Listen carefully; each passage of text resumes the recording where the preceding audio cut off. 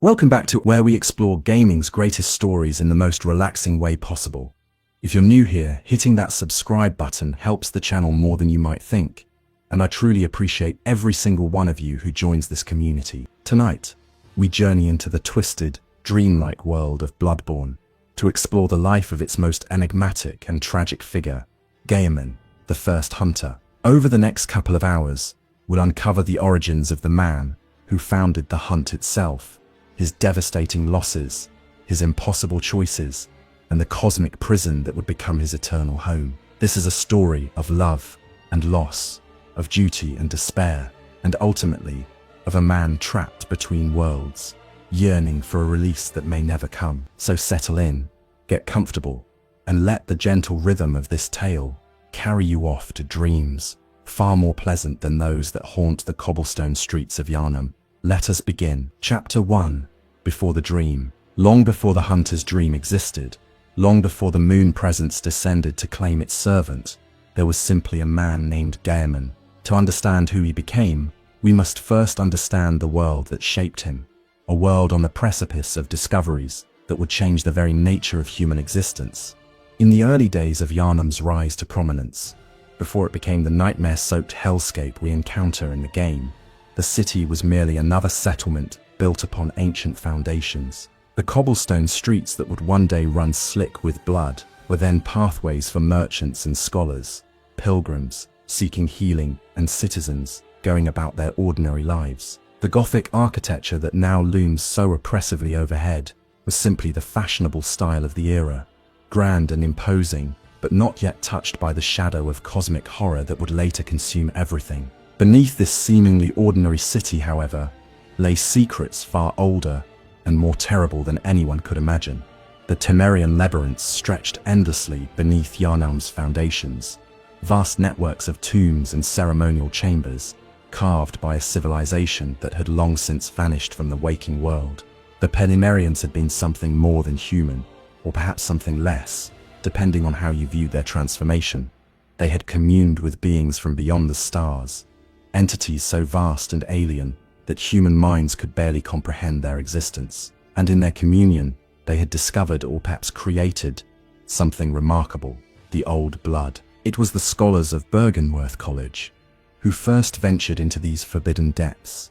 Led by the ambitious provost Willem, these academic explorers descended into the darkness, seeking knowledge, and found something that would fundamentally alter the course of human history. The old blood possessed healing properties, unlike anything the world had ever seen.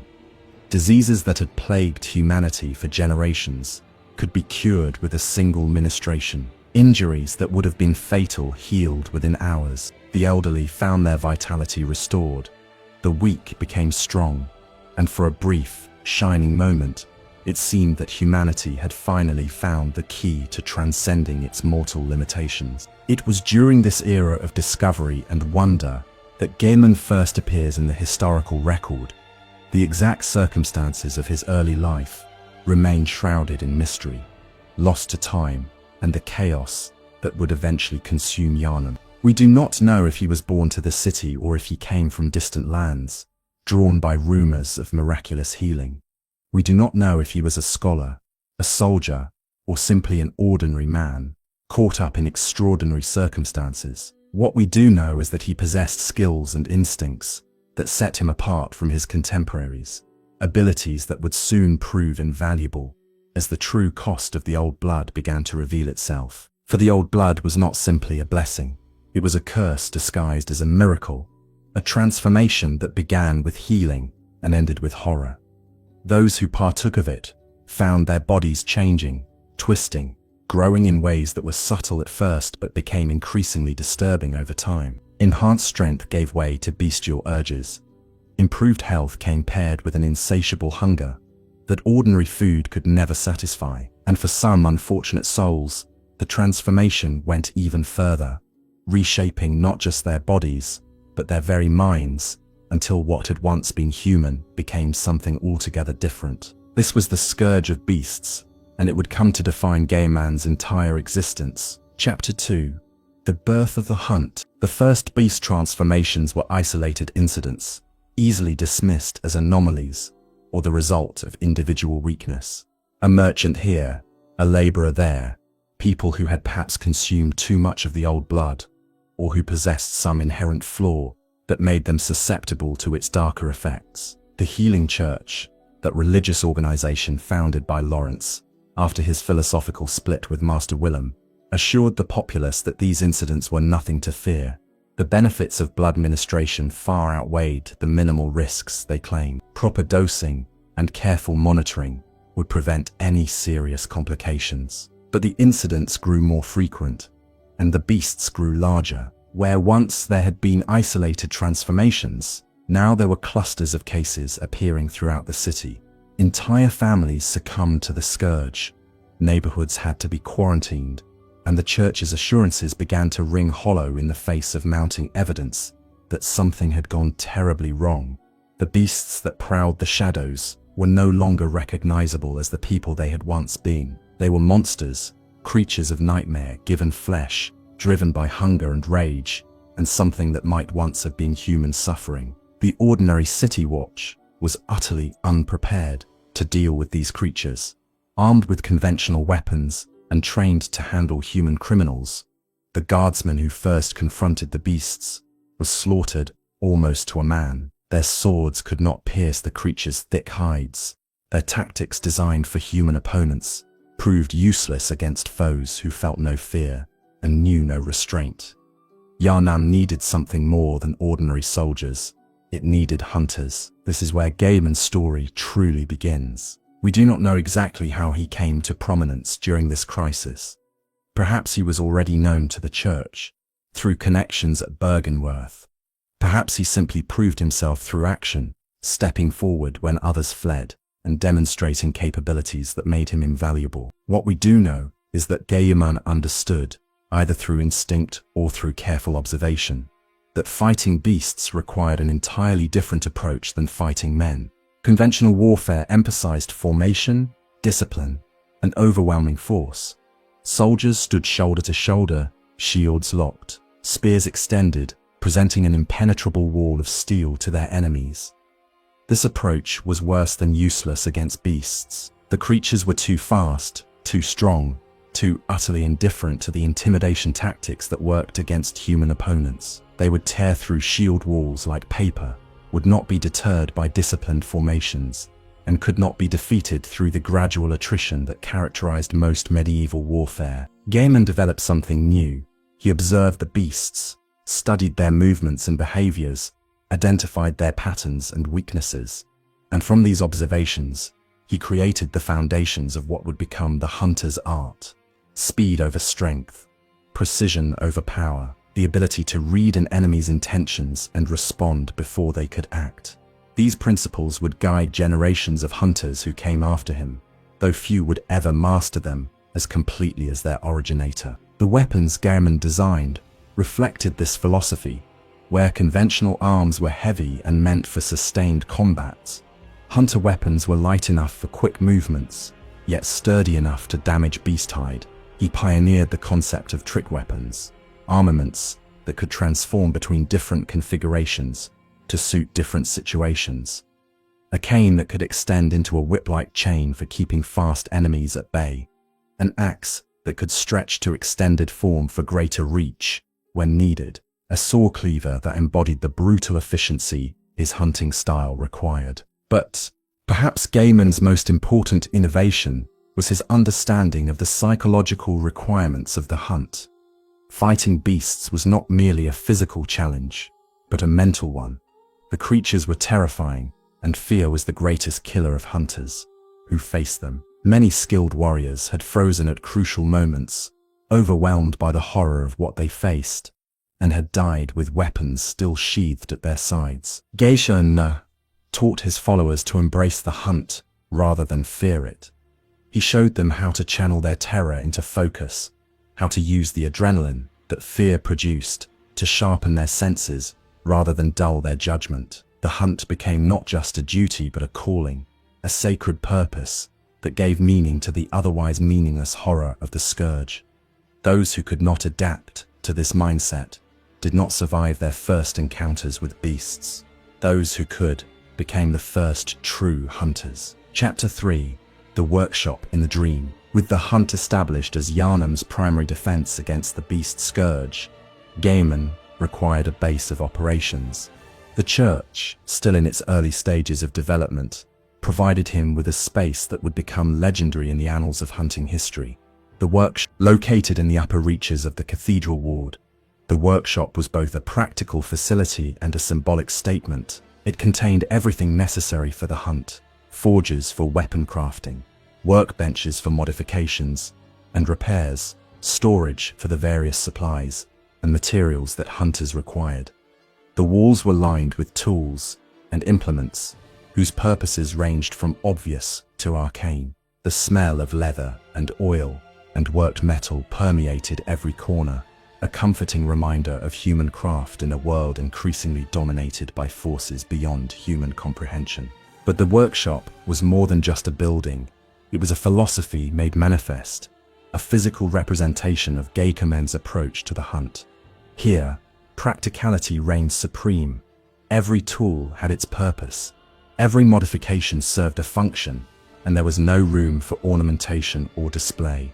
The hunters who trained here learned that survival depended on pragmatism, that sentimentality was a luxury they could not afford, and that the mission always came before personal comfort or glory. It was in this workshop that Gaiman first began to train others in the hunter's art. Not everyone who came to him possessed the necessary qualities. The hunt demanded physical excellence, certainly, but it also required mental fortitude, emotional resilience, and a particular kind of moral flexibility that many found difficult to achieve. Gaiman needed hunters who could do terrible things in service of a greater good, who could cut down former friends transformed into beasts without hesitation, who could wade through horror night after night and still rise the next evening, ready to face more. The training was brutal by necessity. Gaiman pushed his students to their absolute limits, forcing them to confront their fears and weaknesses in controlled environments, before those weaknesses could kill them in the field. He taught them to fight blind, to navigate by sound alone when darkness or blood obscured their vision.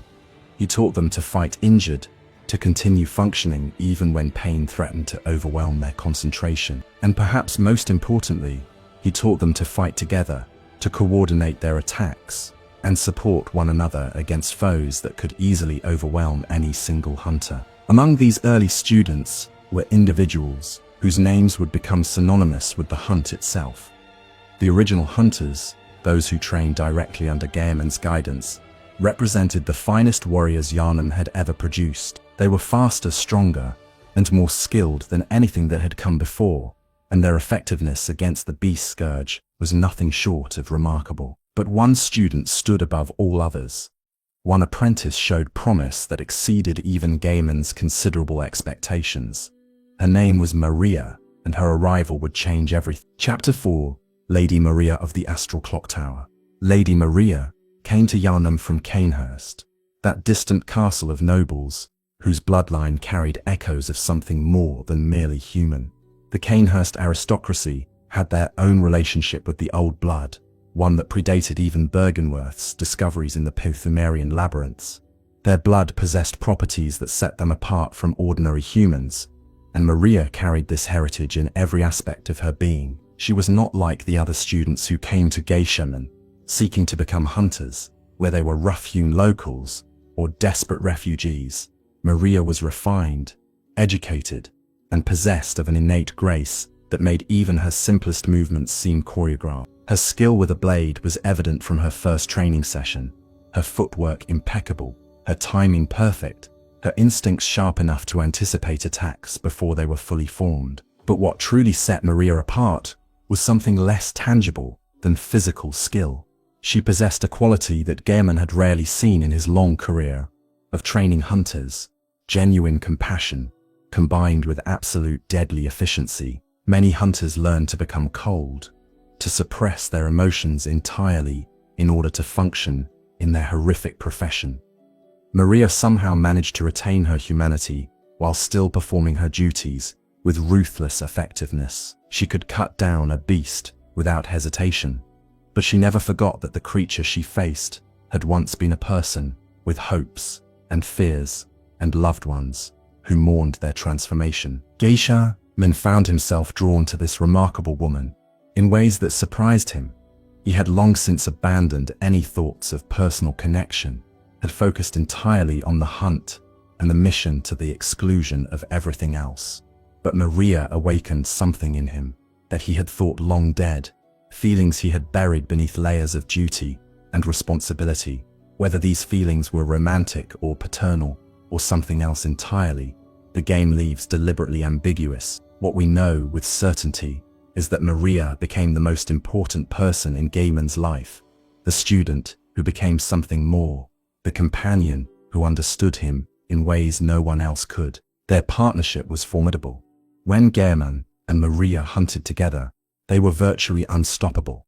Their movements complemented each other perfectly, each covering the other's weaknesses while amplifying their strength. Maria's speed and precision paired with Gehrman's experience and tactical genius created a combination that even the largest and most dangerous beasts could not overcome. The weapons they wielded became extensions of their partnership.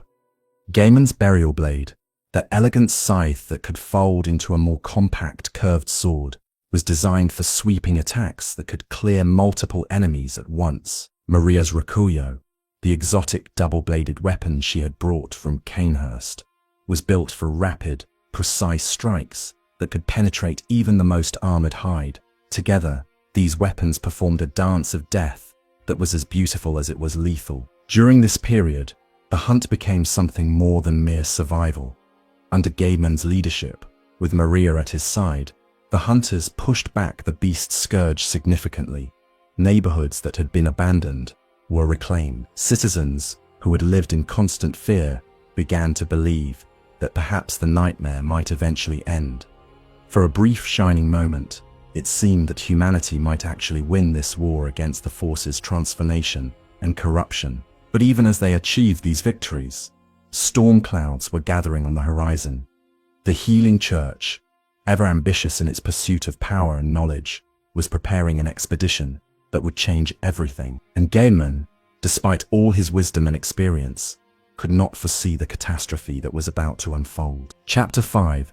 The Fishing Hamlet. Far from Yharnam's Gothic spires, across waters that few dared to sail, there existed a small fishing village whose inhabitants had discovered something in the depths that would prove to be their undoing. The hamlet's residents were simple folk, fishermen and their families who had lived for generations, harvesting the bounty of the sea.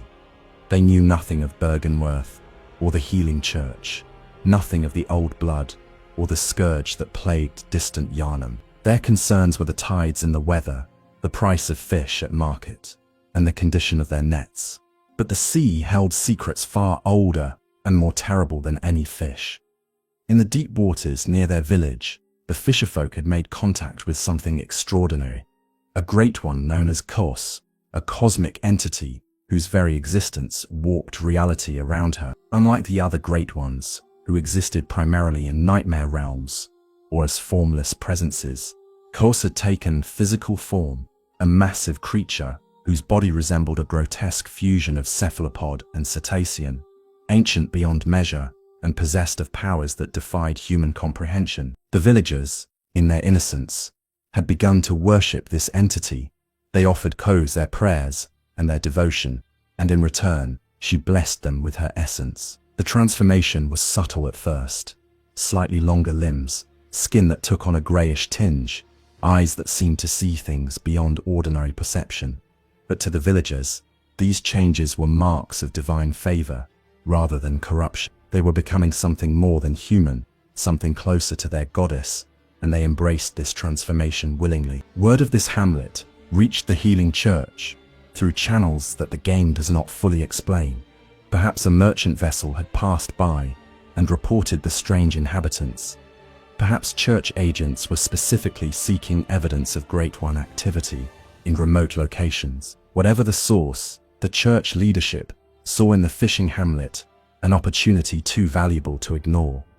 Here was a community that had achieved direct contact with a Great One, that had received her blessing and undergone transformation under her influence. The knowledge that could be gained from studying these people The insights into the nature of cosmic beings and their relationship with humanity could advance the church's understanding by years or even decades. An expedition was organized.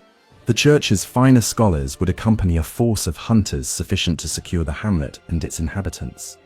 The goals were ostensibly scientific: observation, documentation, careful study of the villagers' transformation and their relationship with Coles. But beneath these academic justifications lurked something darker, an appetite for power and knowledge that would not be satisfied with mere observation. Gehrman led the hunters on this expedition. Maria accompanied him, as she did on all significant operations. They traveled across the treacherous waters, landed on the rocky shores of the distant peninsula, and made their way inland toward the hamlet that would become the scene of their greatest sin. What happened next remains one of the most horrific events in Bloodborne's already horrific lore. What began as a scholarly expedition transformed into something far worse: a massacre. The church scholars, frustrated by the villagers' inability or unwillingness to share the secrets of their transformation, resorted to increasingly brutal methods of investigation. Villagers were taken for experimentation. The pregnant women were of particular interest, for the scholars suspected that Coes's blessing might be passed through generations. Bodies were desecrated in the pursuit of knowledge, and when the villagers resisted, as any people would resist such treatment, the hunters cut them down with terrible efficiency. Gaiman and Maria participated in this atrocity. They were soldiers following orders, hunters doing their duty as defined by the church hierarchy they served. But duty could not absolve them of what they witnessed, and the screams of the dying, the pleading of mothers trying to protect their children, the silent accusation in the eyes of those they killed. These things would haunt them forever. And then they found Kos herself. The Great One lay dead upon the shores of the hamlet, her massive corpse already beginning to decay. Whether she had died naturally or been killed by the expedition's actions remains unclear, but her death transformed an already horrific situation into something approaching cosmic blasphemy. The church scholars fell upon her body with a fervor that bordered on madness, extracting samples and specimens, taking the orphan that still clung to her corpse, pursuing their research without any consideration for the moral implications of what they were doing. Maria could bear no more. Something inside her broke at the sight of what her comrades were doing to this dead goddess and her child. She threw her beloved Rakuyo into the hamlet's well, rejecting the weapon that had made her such an effective killer, rejecting the hunt itself and everything it had become. She would never hunt again. She swore she would never again participate in such horrors, no matter what the church commanded. Gehrman watched his beloved student, his partner, his perhaps more than friend, walk away from everything they had built together. And though he did not follow her into rejection of the hunt, something in him broke as well. The horror of the fishing hamlet would never leave him. The guilt of what they had done would gnaw at his conscience for the rest of his existence and beyond. Chapter 6. The Hunter's Nightmare. The cosmos, it seems, does not forgive. The sins committed at the fishing hamlet were too great to go unanswered, and the punishment that followed would transcend ordinary concepts of justice and revenge. Kos, though dead, was not entirely gone. Great ones exist on planes of reality that humans can barely comprehend, and death for such beings is not the absolute ending that it is for mortals. Something of Kos remained, something that witnessed what had been done to her followers, her body, and her child, and that something responded with a curse that would echo through eternity. The hunter's nightmare was born from this curse. It was a realm of perpetual punishment, a pocket dimension where blood-drunk hunters would be condemned to relive their violence forever. Those who had partaken too deeply of the hunt, who had lost themselves in bloodlust and cruelty, would find themselves drawn into this nightmare upon their deaths, trapped in an endless cycle of hunting and being hunted that offered no escape and no redemption. The nightmare was structured as a twisted reflection of places significant to hunting history, a distorted version of the cathedral ward, a nightmare version of the research hall where the church conducted its most terrible experiments, and at its heart, the fishing hamlet itself, preserved in eternal darkness, as a reminder of the sin that had created this realm. Here, the ghosts of the murdered villagers wandered still, their resentment given form, their desire for vengeance made manifest. The hunters who had participated in the massacre were among the first to be claimed by the nightmare. They died in their beds, or in the streets, or in the midst of new hunts, and their souls were dragged, screaming into the realm of punishment that awaited them. Some became monsters themselves, their transformations accelerated and corrupted by the nightmare's influence. Others retained enough of their consciousness to understand their fate, to recognize that they were being punished for sins they could never atone for. Ludwig, the Holy Blade, the first church hunter who had wielded a transformed version of the Holy Moonlight Sword, was among those claimed by the nightmare. He had been corrupted not just by the nightmare's curse, but by the cosmic influences that had guided his use of that otherworldly weapon. His transformation into Ludwig the Accursed was particularly hideous, a massive creature composed of dozens of corpses fused together, yet somehow retaining just enough awareness to remember what he had once been. Even Gehrman would eventually be touched by this curse, though his fate would take a different form than the others.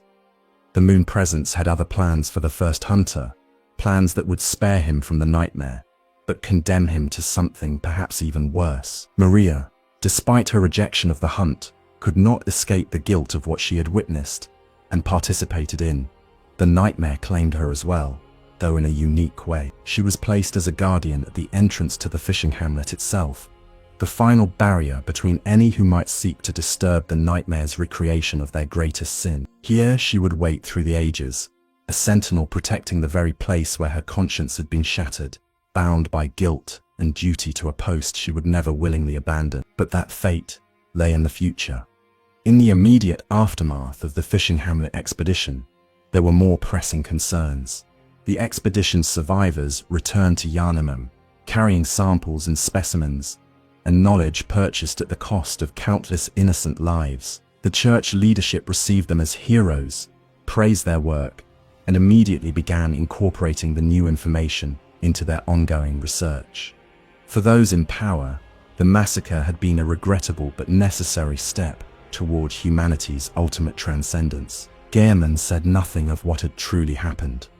He filed his reports in the careful, neutral language of military documentation, recorded the expedition's objectives as accomplished, and retreated into his work with a fervor that worried those who knew him. The first hunter had always been dedicated to his duty, but now his dedication took on a desperate quality, as if he were trying to drown his guilt in endless activity. Maria withdrew from active hunting entirely.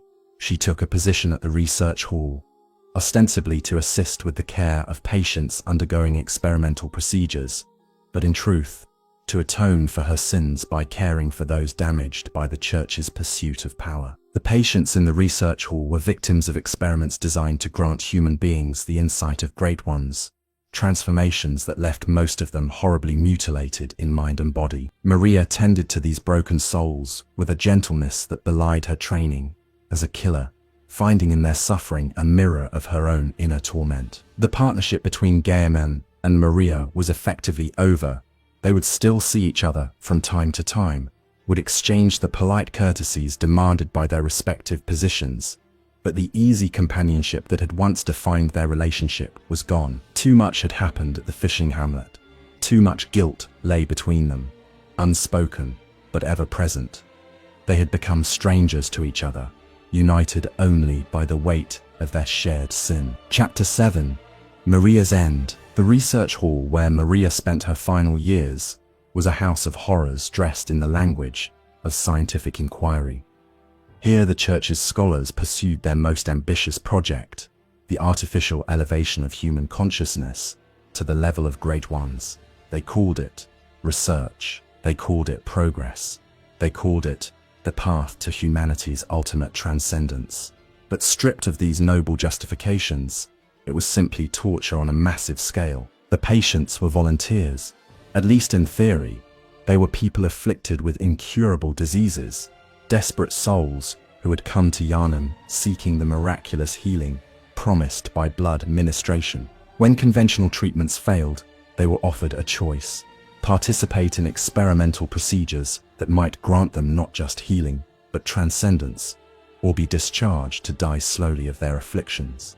Most chose the experiments.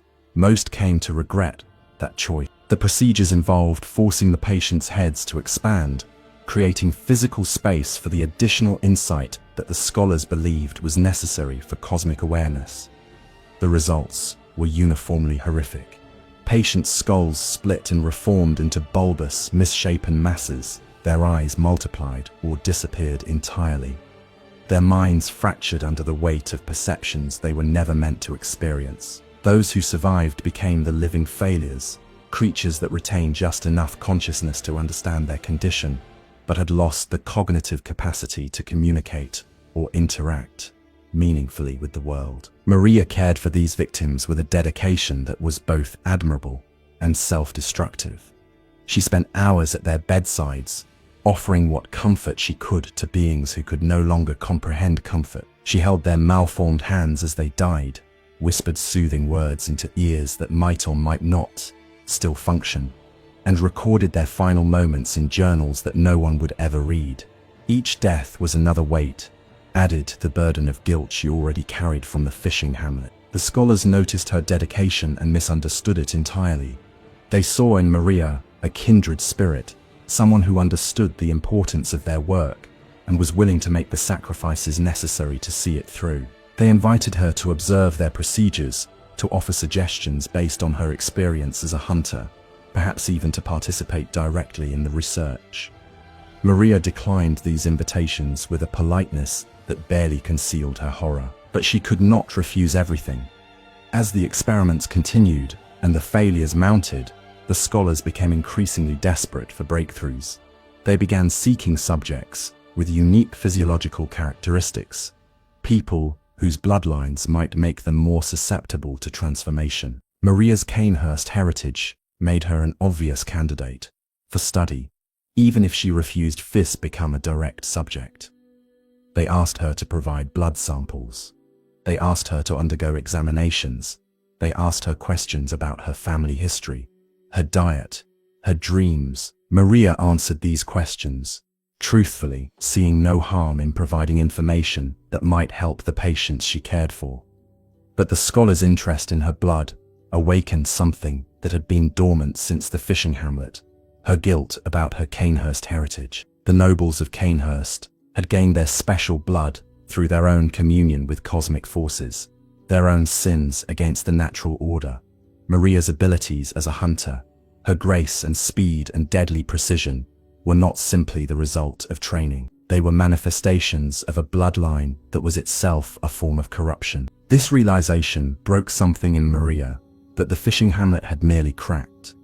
She had rejected the hunt, rejected the violence and the cruelty, but she could not reject what was in her very blood. Every time she moved within human speed, every time her reflexes responded faster than should have been possible, she was reminded that she was not truly human. She was a product of the same forces that had created the beasts she had spent her career destroying. The details of Maria's death are not explicitly stated in the game, but the evidence points towards suicide. At some point after the events we've discussed, Maria chose to end her own existence rather than continue carrying the weight of her guilt and her heritage. Her body was found in the astral clock tower, that structure above the research hall where time itself seemed to flow differently. Whether she died by her own hand or simply willed herself to cease existing, the result was the same. The woman who had been Gaiman's greatest student, his closest companion, and perhaps the love of his life, was gone. When Gehrman learned of Maria's death, something fundamental changed within him. He had already been damaged by the events at the fishing hamlet, already was struggling to find meaning in a hunt that had been revealed as more corrupt than he had ever imagined. But Maria's death pushed him over an edge from which there was no return. The woman he had loved, in whatever capacity that love had taken, had chosen death over continued existence in the world he had helped create. That choice was an indictment of everything Gaiman had built, everything he had fought for, everything he had become. In his grief, Gehrman did something that would define the remainder of his existence. He created the dull. Chapter 8. the plain doll. The doll that we encounter in the hunter's dream is one of Bloodborne's most poignant and mysterious figures.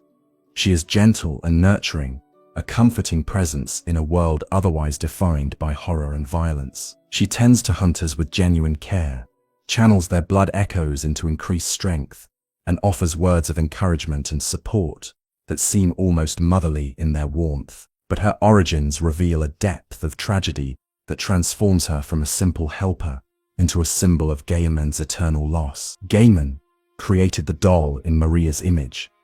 Not a perfect replica, for that would have been too painful, but close enough that looking at her would always remind him of what he had lost.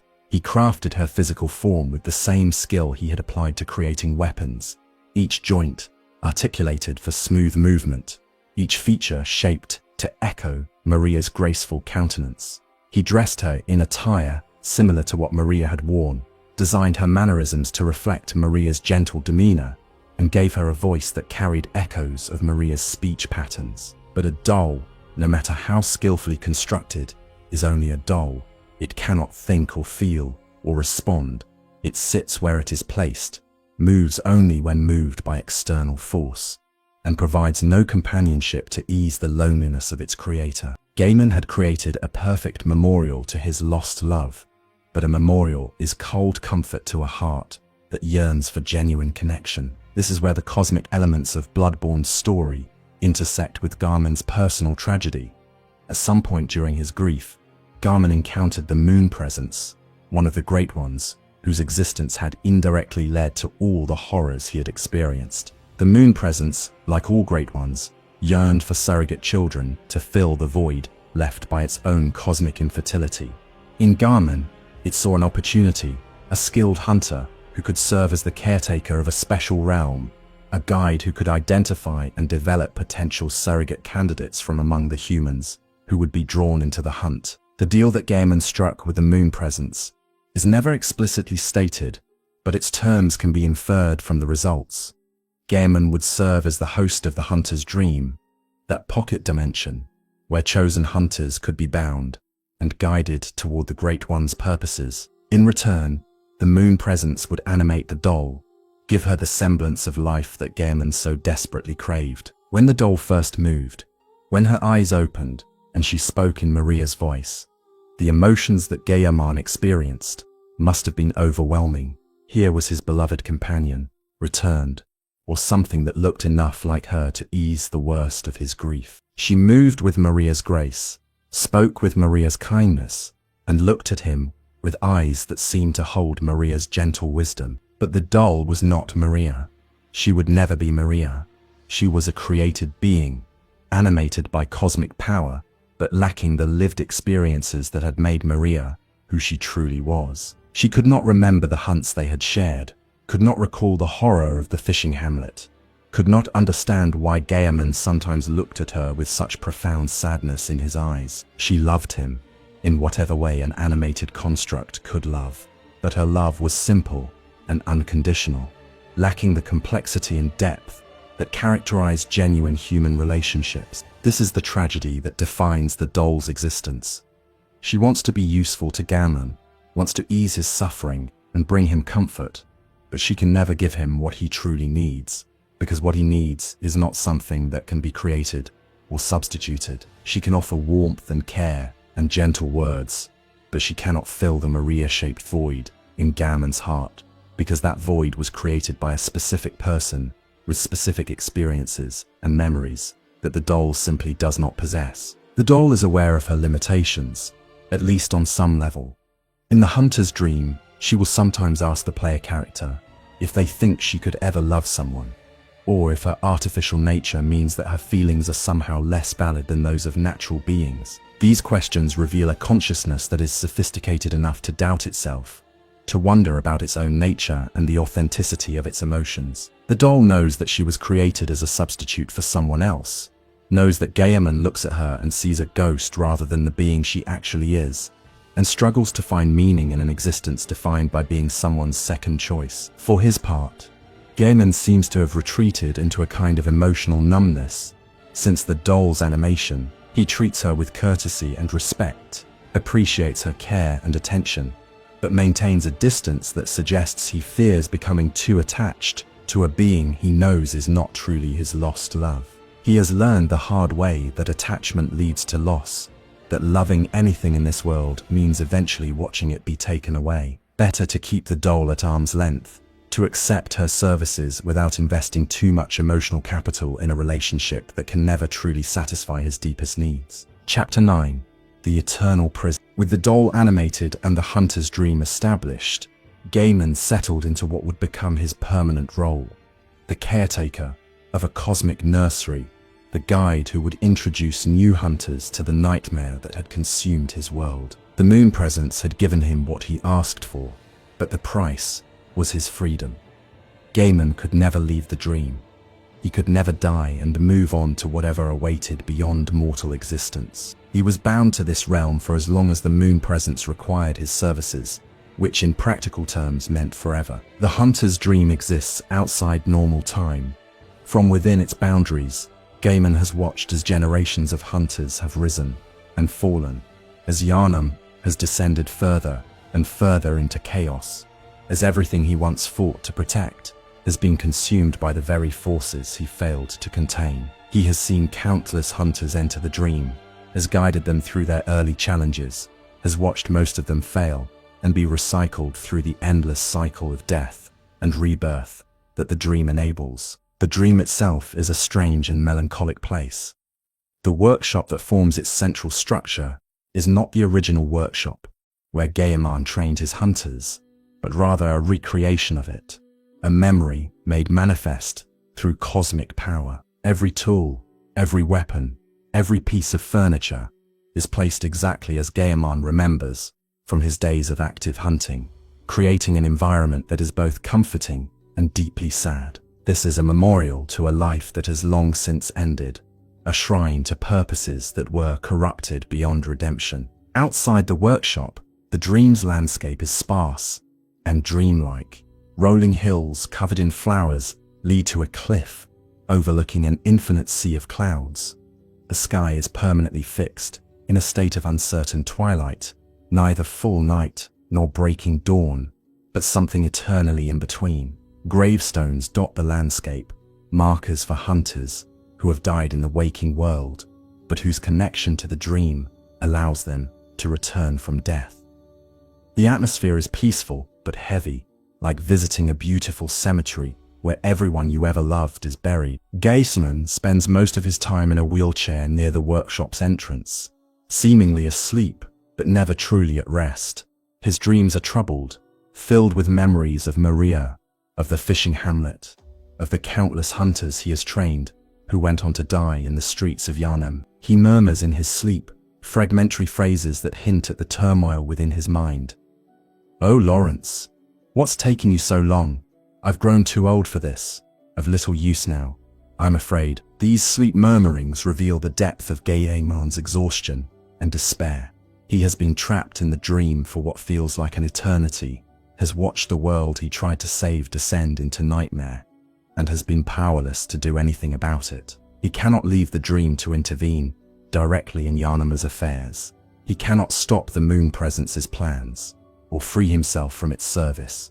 All he can do is wait and guide, and hope that someday, somehow, his imprisonment will finally end. The tragedy is compounded by the fact that Gaiman's service to the moon presence actively perpetuates the horrors he once fought against. The hunters he guides are not being trained to save Gaiman. They are being developed as potential surrogates for a cosmic entity that views human suffering as irrelevant to its own needs. Every hunter who enters the dream becomes a pawn in a game played by forces beyond human comprehension, and Gaiman is the one who introduces them to that game. He knows this. He hates it, but he cannot stop. Chapter 10. The nature of the dream. To understand Gaiman's imprisonment, we must understand the true nature of the hunter's dream and its function within the moon presence's cosmic agenda. The dream is not simply a refuge for hunters or a convenient base of operations for those fighting the beast scourge. It is a sophisticated system for identifying, testing, and ultimately transforming suitable candidates into something that can fill the void that all great ones carry within them. Great ones despite their immense power and cosmic perspective, suffer from a universal affliction: the inability to produce viable offspring. Their children are invariably stillborn, malformed, or twisted in ways that prevent them from developing into healthy beings. This cosmic infertility drives the Great Ones to seek surrogate children from among the mortal races, beings who can be transformed and elevated to partially fill the parental need that their own reproduction cannot satisfy. The moon presence created the hunter's dream as a nursery for this purpose. Hunters who are bound to the dream become, in a sense, candidates for cosmic adoption. They are protected from true death, allowed to develop and grow through repeated cycles of challenge and rebirth, and gradually exposed to cosmic truths that prepare them for eventual transformation. Those who prove inadequate are simply recycled. Those who show promise are guided toward increasingly difficult challenges until they either fail or achieve the breakthrough that makes them worthy of the moon presence's attention. Gaiman's role in this system is that of a surrogate father figure, a guide who introduces hunters to the basic concepts they need to survive, while providing a stabilizing presence in an otherwise terrifying environment. His paternal function is genuine. He does care about the hunters he guides and wants them to succeed in their missions. But his care serves the moon presence's purposes, whether he intends it to or not. Every hunter who develops under his guidance becomes a more suitable candidate for cosmic transformation. The doll serves a complementary maternal function within this system. Her nurturing presence provides emotional support that helps hunters maintain their psychological stability through the traumas they experience. Her ability to channel blood echoes into increased strength, mirrors the way a mother might nourish a growing child. Her gentle words and caring demeanor create a sense of safety within the dream that contrasts sharply with the horrors hunters face in the waking world. Together, Gaiman and the doll create a family environment designed to facilitate the development of cosmic surrogates. They are not aware of this function, or at least not fully aware of it. Gaiman believes he is helping hunters survive the nightmare of Yharnam, not preparing them for transformation into something inhuman. The doll believes she is providing comfort and support, not conditioning hunters to accept their eventual cosmic fate. Their ignorance does not change the reality of what they do, but it does add another layer to the tragedy of their situation. The blood echoes that hunters collect and channel through the doll deserve special attention. In this context, these echoes are not simply currency or experience points. They are fragments of consciousness absorbed from slain enemies. When hunters kill beasts or other creatures, they absorb some portion of those beings' essence, adding it to their own psychic reservoir. This accumulation of foreign consciousness gradually changes hunters at a fundamental level, making them less purely human and more compatible with cosmic existence. The doll's role in channeling these echoes into practical benefits is significant. She acts as a filter and a guide, helping hunters integrate absorbed consciousness in ways that enhance rather than overwhelm their existing personalities. Without her mediation, the rapid accumulation of blood echoes might drive hunters mad, as the voices and memories of countless slain creatures competed for space within their minds. With her help, these fragments are processed and incorporated smoothly, advancing the hunter's transformation without causing immediate psychological collapse. Chapter 11. The Long Night. While Gehrman remains trapped in the dream, the world he once protected continues its descent into chaos. The events of Bloodborne's main story take place during what might be called the Long Night, a period when the beast scourge has reached critical mass, and the barriers between the mortal world and the nightmare realms have worn dangerously thin. The Yharnam of this period is almost unrecognizable from the city Gaiman once knew. The streets are empty, except for beasts and the maddened citizens who hunt them. The healing church has fractured into competing factions, each pursuing its own agenda with little regard for the common good. The old neighborhoods have been abandoned or quarantined, entire districts given over to the creatures that now constitute the majority of the city's population. The hunters who remain are a shadow of what they once were. Gone is the organized corps that Gaiman built, the disciplined warriors who work together to protect the innocent. In their place are scattered individuals, each fighting alone against enemies too numerous to defeat. each gradually succumbing to the same bloodlust that claims so many of their predecessors. The hunt has become less about protection and more about survival, less about service and more about the terrible joy of violence that the old blood awakens in those who partake of it. Into this nightmare comes a new hunter, the player character, whose journey forms the core of Bloodborne's narrative. This hunter is different from those who came before, or perhaps more precisely, is given the opportunity to be different because of the stage at which they enter the cycle. They arrive in Gehrman just as a blood moon is rising, just as events are reaching a climax that will determine the fate of this dying city, and perhaps the world beyond it. Gaiman watches this new hunter from his wheelchair in the dream. He has seen countless hunters come and go over the centuries, has long since stopped investing emotional energy in their success or failure. But something about this one catches his attention, some quality that suggests they might finally be different from all who came before.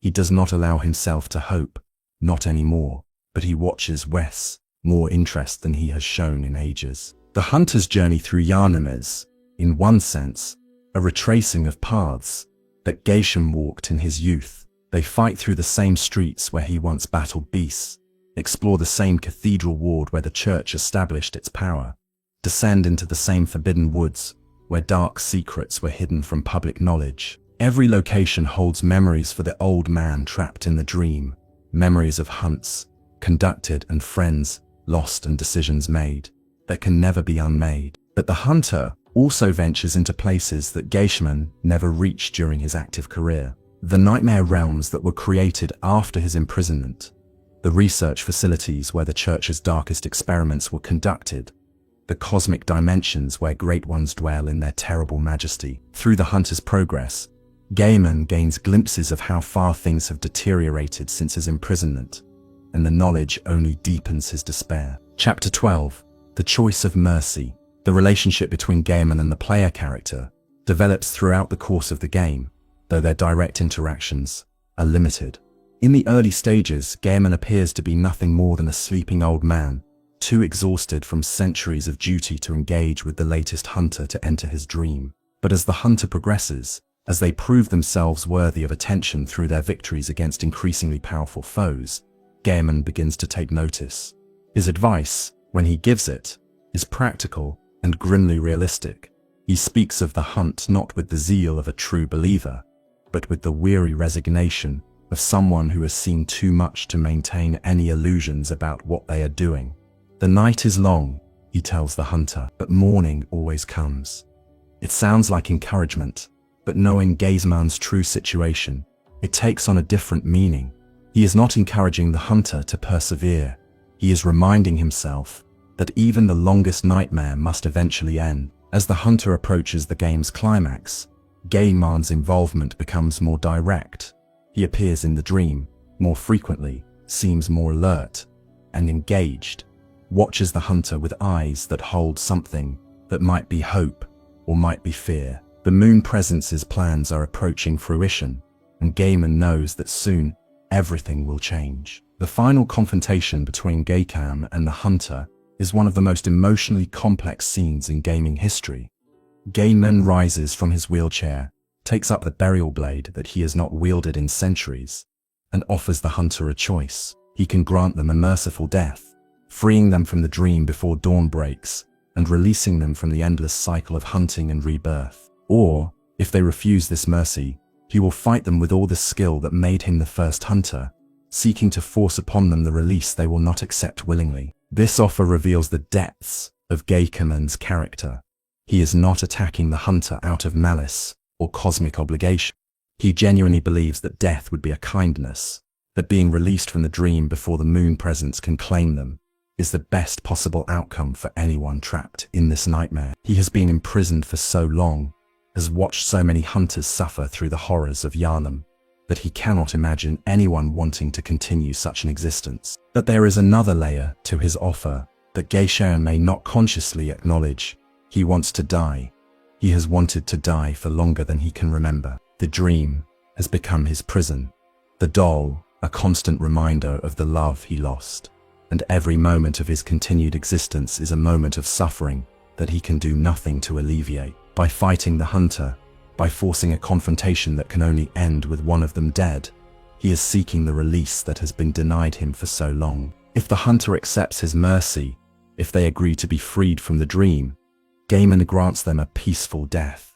They wake in the waking world as dawn breaks over Gehrman, their connection to the dream severed, their memory of everything they experienced within it fading like mist in sunlight. They survive in a sense, but everything that made their journey meaningful is lost. If the hunter refuses mercy, if they choose to fight, then Gaiman finally gets what he has wanted for so long, a final battle against an opponent skilled enough to potentially defeat him. The fight that follows is brutal and beautiful, a dance of death between the first hunter and the one who might succeed him. Gaiman fights with all the skill and fury of his prime, his exhaustion forgotten in the exhilaration of combat, his burial blade singing through the air as he performs techniques he has not used in centuries. And if the hunter wins, if they strike down the legendary first hunter, Gehrman thanks them.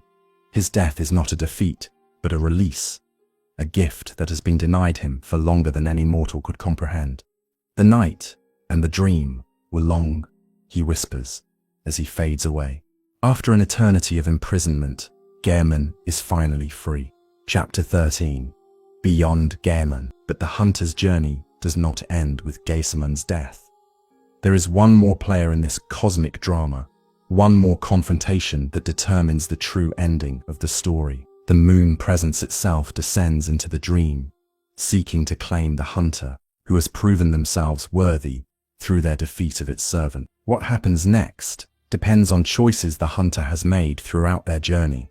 If they have not gathered the necessary items, if they have not consumed the 1/3 umbilical cords that grant cosmic insight, then the moon presence claims them easily. The hunter becomes the new Gehrman, the new caretaker of the dream, trapped in the same endless cycle that imprisoned the first hunter for so long. They will guide new hunters through the nightmare, will watch generations rise and fall, will eventually grow as weary and desperate as their predecessor. But if the hunter has prepared properly, if they have gained enough insight to perceive the moon presence's true nature and resist its influence, then the final confrontation takes a different form. They can fight the Great One itself, can strike down the entity that created the dream and imprisoned Gehrman for so long.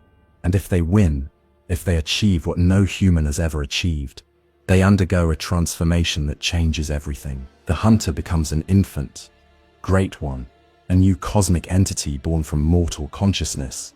The doll cradles this newborn being gently, nurturing it as she has nurtured so many hunters before, but this time her role is different. She is not preparing this being for eventual transformation. She is witnessing the birth of something entirely new, something that might break the cycles of cosmic loneliness that have driven the Great Ones to such desperate measures throughout history. In this ending, Gaiman's sacrifice gains its fullest meaning.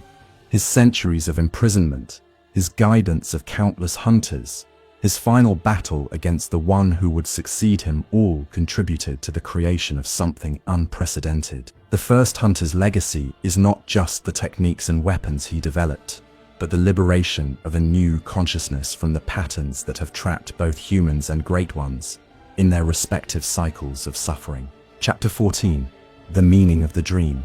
Gaiman's story resonates so deeply because it touches on universal themes that transcend its specific narrative context: loss and grief, duty and imprisonment, love and its pale substitutes.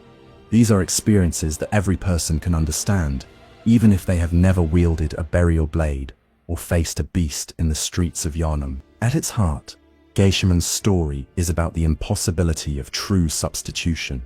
He lost Maria, and in his grief, he tried to recreate her through the doll.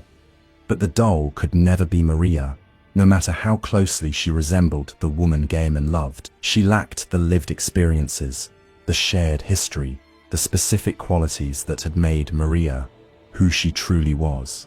Gaiman's attempt to replace what he had lost only highlighted the irreplaceable nature of what was gone. This theme has profound implications for how we understand grief and loss in our own lives. When we lose someone we love, the temptation to seek substitutes is powerful. We might look for new relationships that echo the old ones, might surround ourselves with reminders and memories, might try to preserve some essence of what we lost through ritual and commemoration. These efforts are not wrong. They are natural responses to the pain of loss. But Gehrman's story reminds us that substitutes are never quite enough, that the specific person we lost cannot be replaced by anything or anyone else. The dream itself serves as a meditation on the nature of duty and service.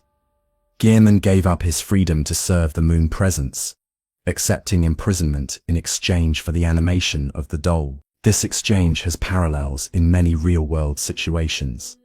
The worker who sacrifices their personal life for career advancement, the parent who gives up their dreams to care for children, the soldier who trades autonomy for purpose within a military structure. Gehrman's story asks us to consider what we are willing to trade for what we desire, and whether the bargains we strike are worth the prices we pay. The relationship between Gehrman and the hunters he guides illuminates the complexities of mentorship and legacy.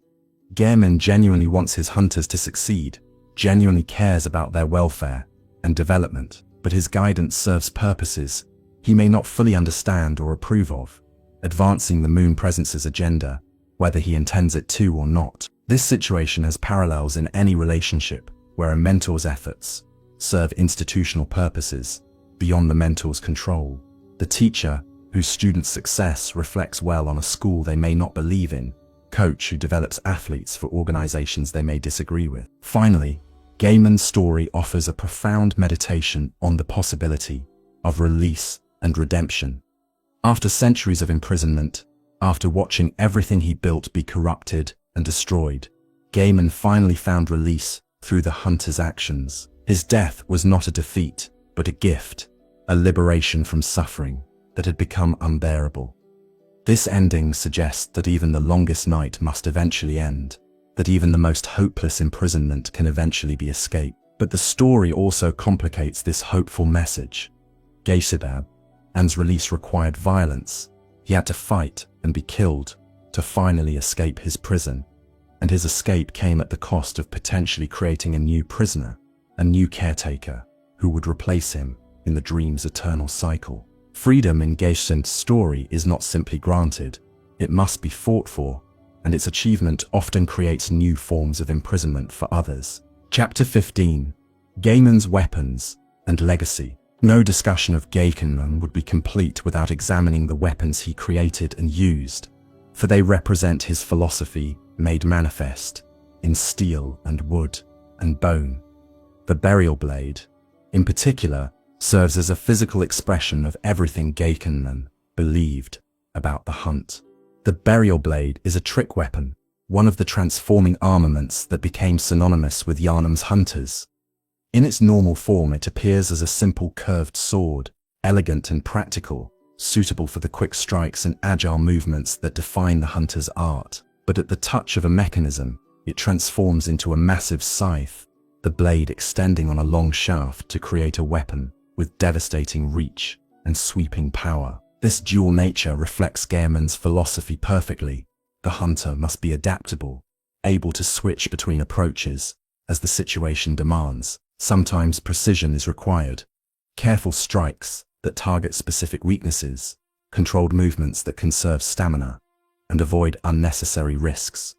Other times, raw power is necessary, sweeping attacks that can clear multiple enemies, forceful blows that can stagger even the largest beasts. The burial blade allows its wielder to choose their approach moment by moment, adapting to circumstances rather than being locked into a single fighting style. But the burial blade also carries darker symbolism. A scythe is traditionally associated with death, with the harvesting of souls, with the ending of things. By choosing this weapon as his primary arm, Gaiman was making a statement about the nature of his work. Hunters do not simply fight, they bring death. They harvest the corrupted, reap the transformed, and clear away that which has grown too monstrous to continue existing. The burial blade is a tool of mercy as much as violence, ending the suffering of those who can no longer be saved. Gaiman's other innovation, the first hunter's workshop, established the template that would define all hunting operations in Yharnam. his organization, his training methods, his emphasis on practical skills over ceremonial honors. All of these elements were adopted by the Healing Church when they established their own hunter forces. Even Ludwig, whose philosophy differed significantly from Gaiman's in important ways, built upon the foundations that the first hunter had established. The influence extended beyond mere technique. Gaiman's approach to the psychological challenges of hunting, his methods for maintaining sanity and purpose in the face of unending horror, became part of hunter culture throughout Gehrman. The code of conduct he established, the emphasis on duty and service over personal glory, the understanding that hunters protected humanity through their suffering. These ideas shaped generations of those who took up arms against the beast's scourge. Even hunters who never met Gehrman, who came to the profession long after his imprisonment in the dream, carried his influence in everything they did. The weapons they wielded were descendants of his designs.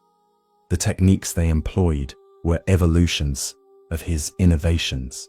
The mindset they adopted was shaped by traditions he established. In a very real sense, every hunter in Gehrman's history owes something to the first hunter, whether they know it or not. Chapter 16. The Doll's Deeper Story. Throughout our exploration of Gaiman's story, the doll has appeared as a supporting figure, important but seemingly secondary to the narrative of the first hunter himself. But she deserves more attention, for her story illuminates aspects of Gaiman's character that would otherwise remain hidden. The doll's dialogue throughout the game reveals a consciousness far more sophisticated than her artificial origins might suggest. She thinks about her own nature, questions whether her feelings are genuine or merely simulations, worries about whether she serves her purposes adequately. These concerns demonstrate a level of self-awareness that approaches, if not matches, genuine human consciousness. Most importantly, the doll has memories. She remembers hunters who came before the player character, speaks of them with warmth and fondness, mourns those who failed or were lost. These memories span the entirety of her existence, which means she has been conscious and aware throughout all the centuries of Gaiman's imprisonment. She has watched him suffer, has seen his hope fade, has been unable to provide the comfort he truly needs, despite her deepest desires to do so. This perspective transforms our understanding of the doll's tragedy. She is not simply a failed substitute for Maria. She is a being with her own experiences and emotions, who has been forced to live in the shadow of someone else's memory. Every time Gehrman looks at her and sees Maria, she knows that she is being measured against a standard she can never meet. Every moment of his grief is a reminder that his love is for someone else, someone she can never become, no matter how hard she tries. The doll's love for Gaiman is genuine, regardless of its artificial origins. She wants him to be happy, wants to ease his suffering, wants to be enough for him even though she knows she never will be. Her devotion is selfless in a way that human love rarely achieves, uncomplicated by the ego and self-interest that characterize most relationships. And yet, paradoxically, this very purity makes her love less satisfying to its recipient. Gehrman needs the complications, needs the challenges and disagreements and growth that come from genuine relationship. The doll's perfect acceptance cannot provide what flawed human interaction could. If we examine the doll's role in the dream's cosmic function, further complexities emerge.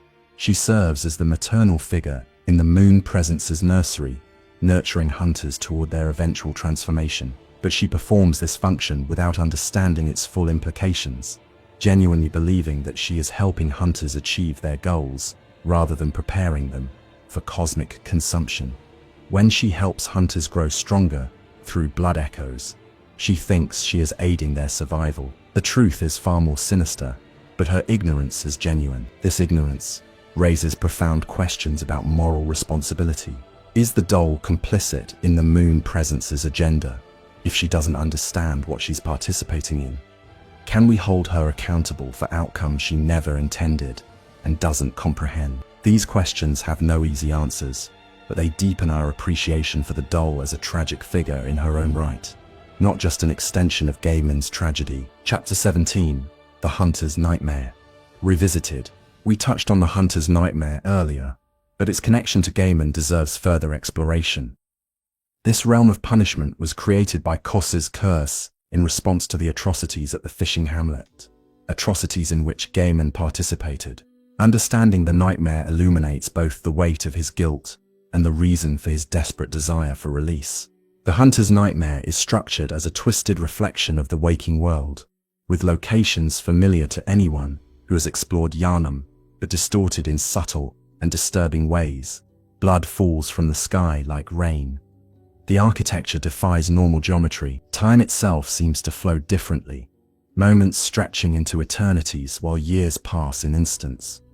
Everything about the nightmare is designed to disorient and disturb, to strip away the certainties that hunters rely on to maintain their sanity. The inhabitants of the nightmare are primarily blood-drunk hunters, those who succumbed so deeply to their violent profession that they could no longer distinguish between necessary killing and indiscriminate slaughter. These hunters continue their work in the nightmare, still hunting, still killing, but now their targets are each other and the tortured souls who share their prison.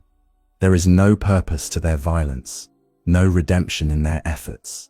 They kill because they can no longer do anything else. Among these damned souls are many who served under Gaiman's command.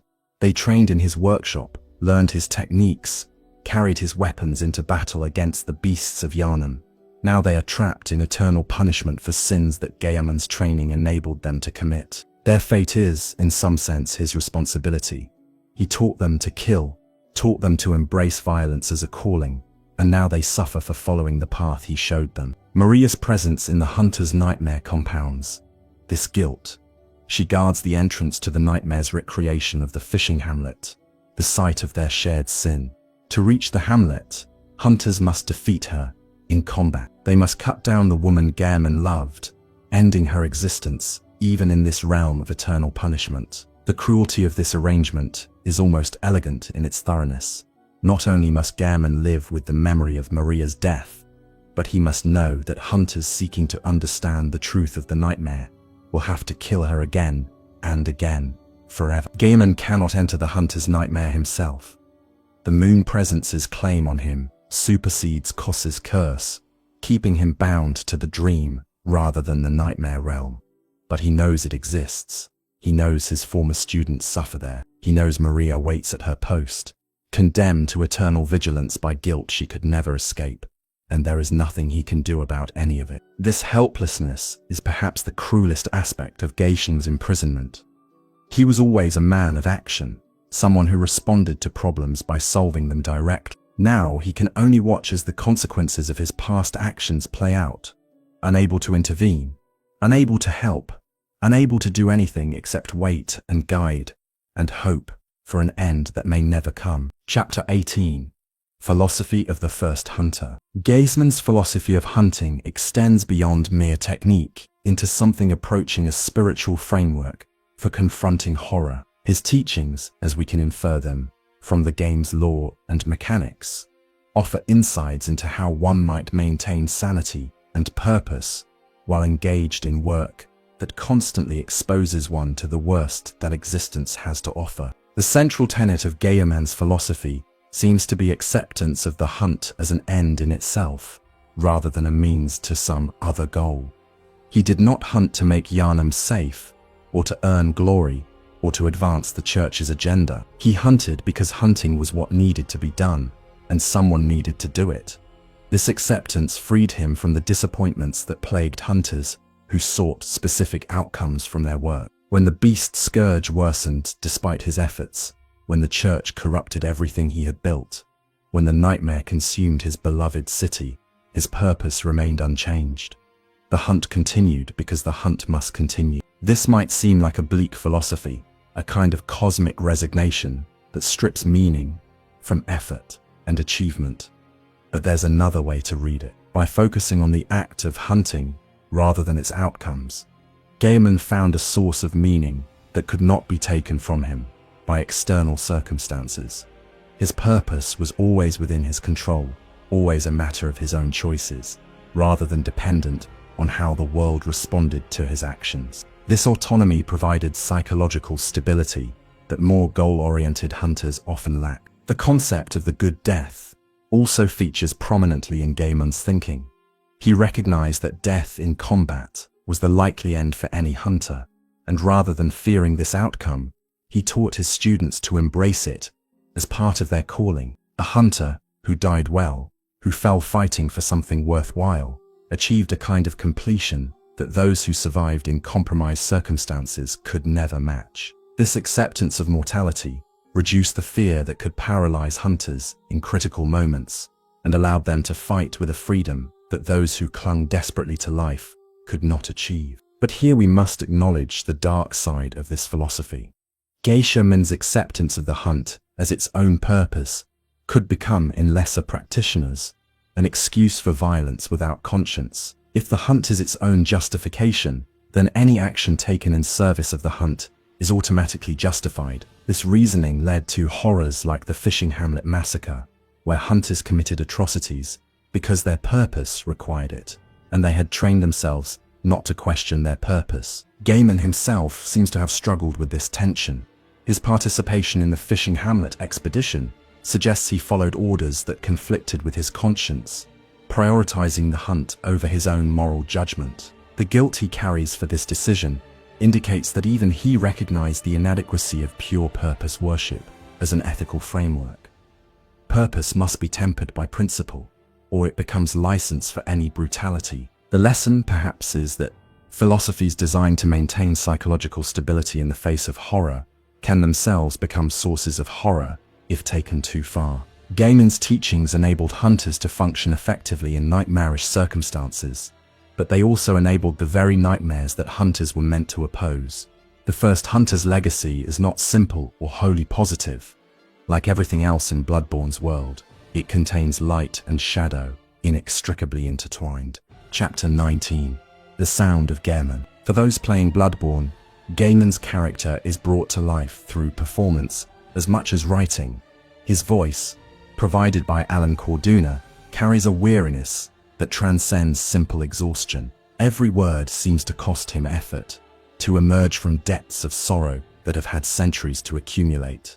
The tone is gentle but hollow, kind but empty, like an echo of warmth, rather than warmth itself. His sleep murmurings deserve special attention for what they reveal about his mental state. The phrases we overhear are fragmentary, confused, jumping between topics in the disorganized way of genuine dreams. He speaks of Lawrence, his former colleague, asking what's taking so long. He mentions feeling old, useless, unable to contribute as he once could. He seems to be waiting for something, expecting some resolution that never comes. These murmurings humanize Gehrman in ways that his waking dialogue cannot. When speaking to hunters, he maintains a certain decorum, a professional distance appropriate to his role as their guide. But in sleep, his defenses drop. We hear the loneliness, the regret, the desperate hope for release that he keeps hidden during his conscious moments. We understand that beneath the mentor's composure lies a man who has suffered beyond imagination and continues to suffer every moment of his eternal existence. The music associated with Gaiman also contributes to our understanding of his character. The theme that plays during his boss fight is simultaneously martial and melancholic, combining the energy of combat with an underlying sadness that suggests this battle is tragedy as much as conflict. The melody has a quality of finality to it, as if saying goodbye not just to the immediate encounter, but to everything Gaiman represents. When he dies, assuming the player defeats him, his final words are delivered in a voice that sounds almost surprised by relief. The night and the dream were long, he says, and we can hear in those simple words an eternity of suffering coming to an end. The pause between night and dream emphasizes that these have been two separate burdens, two distinct forms of imprisonment that are finally, blessedly over. Chapter 20.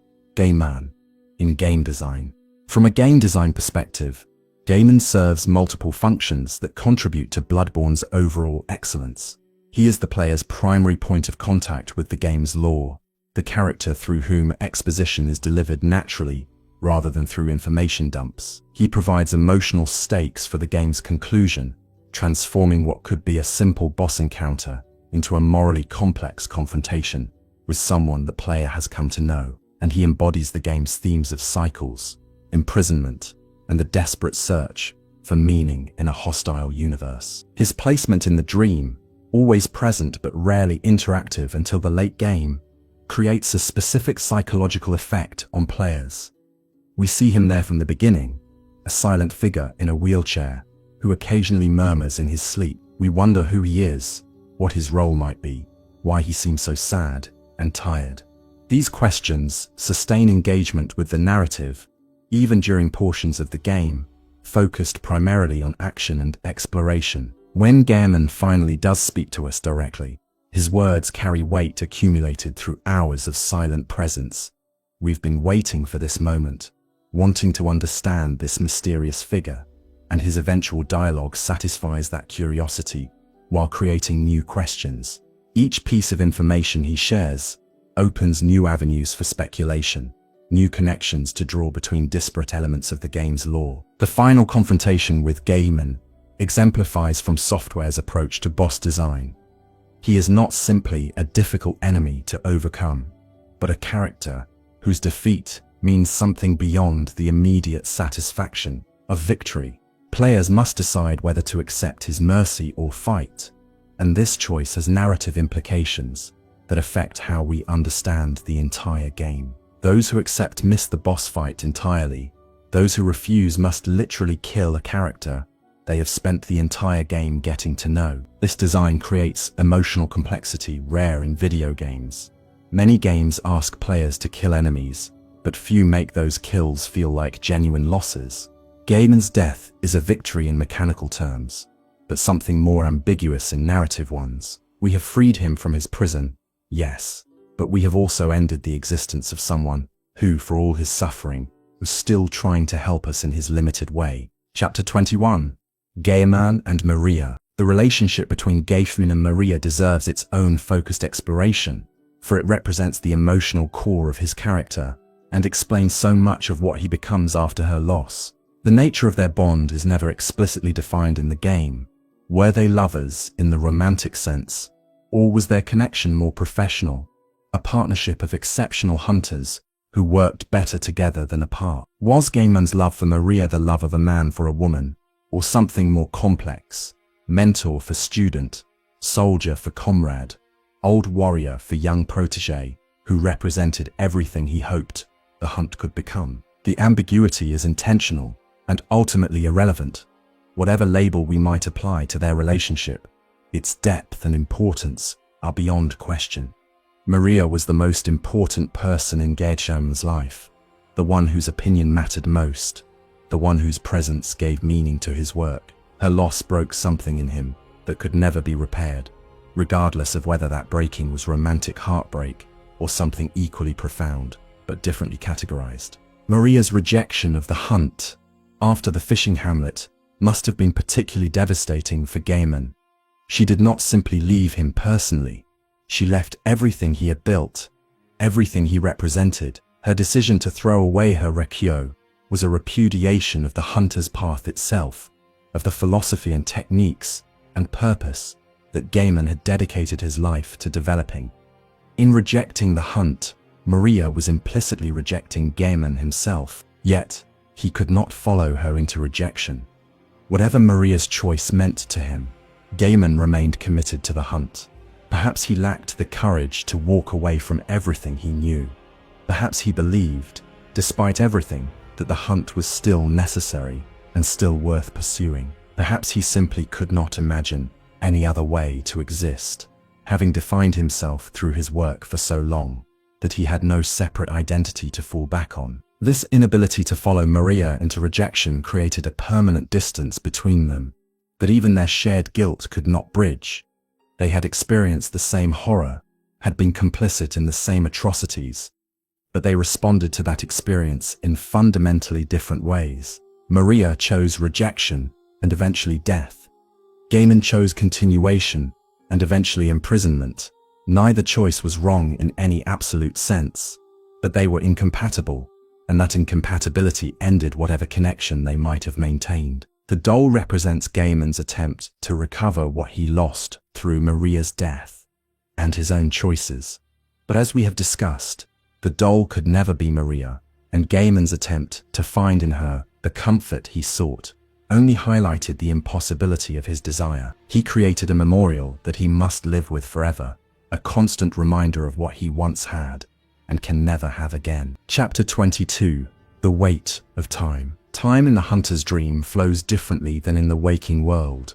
This is established through various hints and implications throughout the game, but its full significance for Gaiman's experience deserves careful consideration. Gehrman has been trapped in the dream for what the game implies is an extremely long period, potentially centuries of subjective experience. During this time, he has watched Yharnam fall further into chaos, has guided countless hunters through their doomed efforts to stem the beast's scourge, has seen everything he built be corrupted or destroyed. The weight of this accumulated experience would be crushing for any human consciousness. But the dream's temporal displacement creates additional layers of psychological torture. When hunters die in the waking world, they return to the dream to begin again. From Gaiman's perspective, this creates a constant cycling of faces, an endless parade of determined men and women who enter his workshop seeking guidance, venture out into the nightmare, and either succeed and move beyond his influence, or fail and return to try again. Imagine watching this cycle repeat thousands of times. Imagine seeing hopeful hunters arrive, watching their hope fade as they confront the reality of Yharnam, seeing them struggle and die and return and struggle again. Imagine knowing that most of them will eventually fail, that their efforts will contribute nothing to solving the underlying problem, that the beast's scourge will continue regardless of how many hunters give their lives fighting it. This is Gaiman's existence, an endless witnessing of futile effort and repeated failure. The dream's timelessness also means that Gaiman has no markers to organize his experience, no seasons or years or decades to divide the endless flow of moments. Everything blurs together into an undifferentiated expanse of suffering, broken only by the arrival of new hunters and the departure of those who succeed or give up. Without time structure, memory itself becomes unreliable. How many hunters has Gaiman guided? Hundreds, thousands. He probably couldn't say with any certainty. This temporal dislocation explains much about Gaiman's behavior and speech patterns. His weariness is not simply physical exhaustion, but temporal exhaustion. The fatigue of a consciousness that has experienced more than any human mind was designed to handle. His disconnection from immediate events reflects the difficulty of focusing on the present, when the present is just one moment in an infinite sequence of functionally identical moments. His desire for death is not suicidal ideation in the clinical sense, but a rational response to a situation where continued existence offers nothing but continued suffering. Chapter 23. The Question of Freedom. Throughout his imprisonment, Gaiman has presumably sought ways to free himself from the dream. The moon presence's control seems absolute, but any conscious being trapped in such circumstances would surely have explored every possible avenue of escape. That Gaiman remains imprisoned after all this time suggests either that no escape exists, or that the price of escape is higher than he's willing to pay. What might that price be? One possibility is that freedom from the dream would mean abandoning the doll to face existence alone. Whatever their relationship's limitations, Gehrman does seem to care about the doll's well-being. Leaving her alone in the dream, with no one to care for, no purpose to serve, might constitute a cruelty he's unwilling to inflict. Another possibility is that freedom would mean confronting the full weight of his guilt without the dream's numbing routine to distract him. In the dream, Gaiman has purpose, guiding hunters, maintaining the workshop, fulfilling his obligations to the moon presence. These responsibilities give structure to his existence, reasons to continue even when continuation brings only suffering. Without them, he would be forced to face what he did at the fishing hamlet, what happened to Maria, what became of everything he built, with nothing to soften the impact. A third possibility is simply that Gaiman has tried everything and failed. The moon presence is a great one, a being of cosmic power, far beyond human capacity to challenge or resist. If it wants Gaiman to remain in the dream, then in the dream he will remain. All the skill and determination that made him the first hunter mean nothing against an entity that can reshape reality itself. The player's intervention offers a path to freedom that Gehrman could not create himself. By defeating him in combat, the player releases him from his obligations in a way that the dream structure permits. His death is not a violation of the Moon Presence's terms, but a completion of them. He has served until he could serve no more, and his replacement has proven themselves capable of taking over his duties. This suggests that Gehrman's imprisonment was never absolute, but conditional. He could have been freed at any time by someone capable of defeating him. The problem was that such a person would also have to be capable of replacing him, of taking on the burden he sought to escape. Freedom, in this framework, requires not just the desire to be free, but the presence of another willing to take your place in chains. Chapter 24.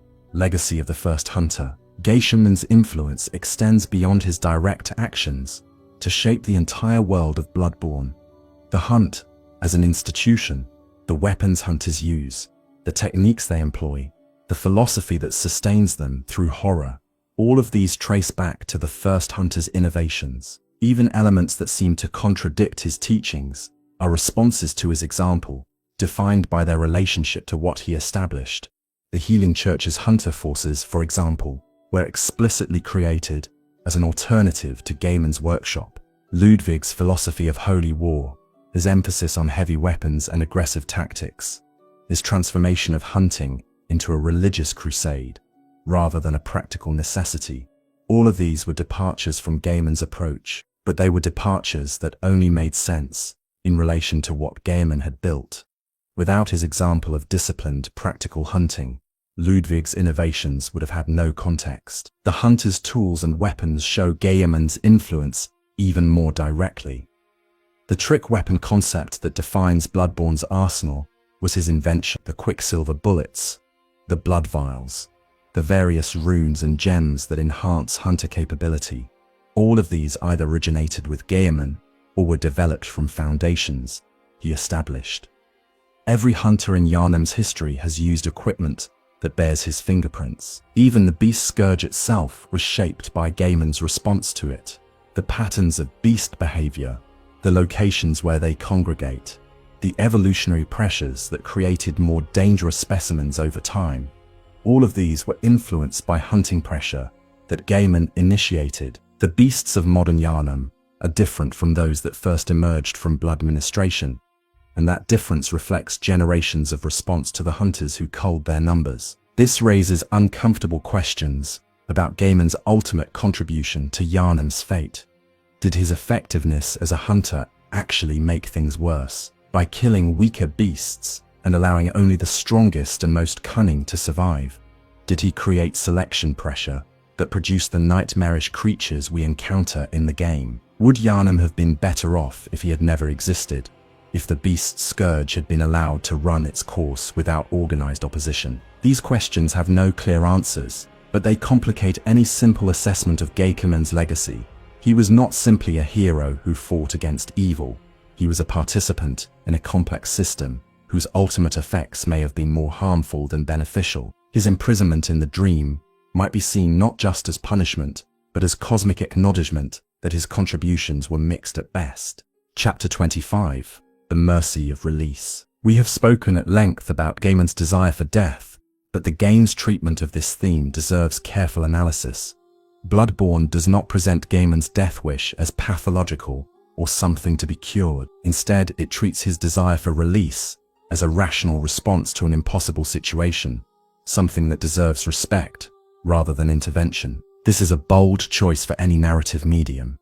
Our culture generally treats the desire to die as a problem to be solved, a symptom of illness that proper treatment can alleviate. Gehrman's case challenges this assumption by presenting circumstances where death genuinely is the best available option, where continued existence offers nothing but suffering and release is the only meaningful improvement possible. The player's choice in the final encounter reflects this philosophical complexity. We can grant Gehrman's wish by fighting him, giving him the death he seeks through honorable combat, or we can accept his offer of mercy and leave him to continue his existence in the dream. Neither choice is presented as clearly correct. The game trusts players to make their own judgment about what constitutes mercy in this situation. Those who fight Gaiman and kill him are not punished for their choice. His death grants them access to his weapon and clothing, practical rewards that acknowledge their victory without judging its morality. His final words express gratitude, confirming that we have given him what he wanted. The encounter is structured to make killing him feel like an act of compassion rather than violence. Those who accept his mercy and leave the dream are also not punished. They achieve a form of the game's ending, waking in a Gehrman transformed by dawn, their nightmare apparently over. The cost is the loss of everything that happened in the dream, the erasure of all the growth and achievements that characterized their journey. This too is a form of mercy, the mercy of forgetting, of being released from the burden of cosmic knowledge. The structure of these choices illuminates Bloodborne's broader philosophy about death and existence. The game does not celebrate death or encourage players to seek it, but it also refuses to demonize it. Death is presented as one option among others, appropriate in some circumstances and inappropriate in others. The value of life is not assumed but must be established in each specific case based on the quality of existence available. Chapter 26. Dreams within Dream. The Hunter's Dream is not the only dreamlike realm in Bloodborne's cosmology.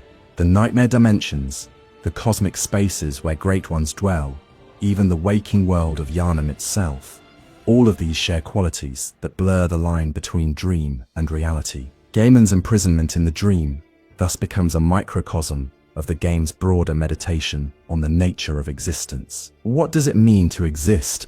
Bloodborne asks.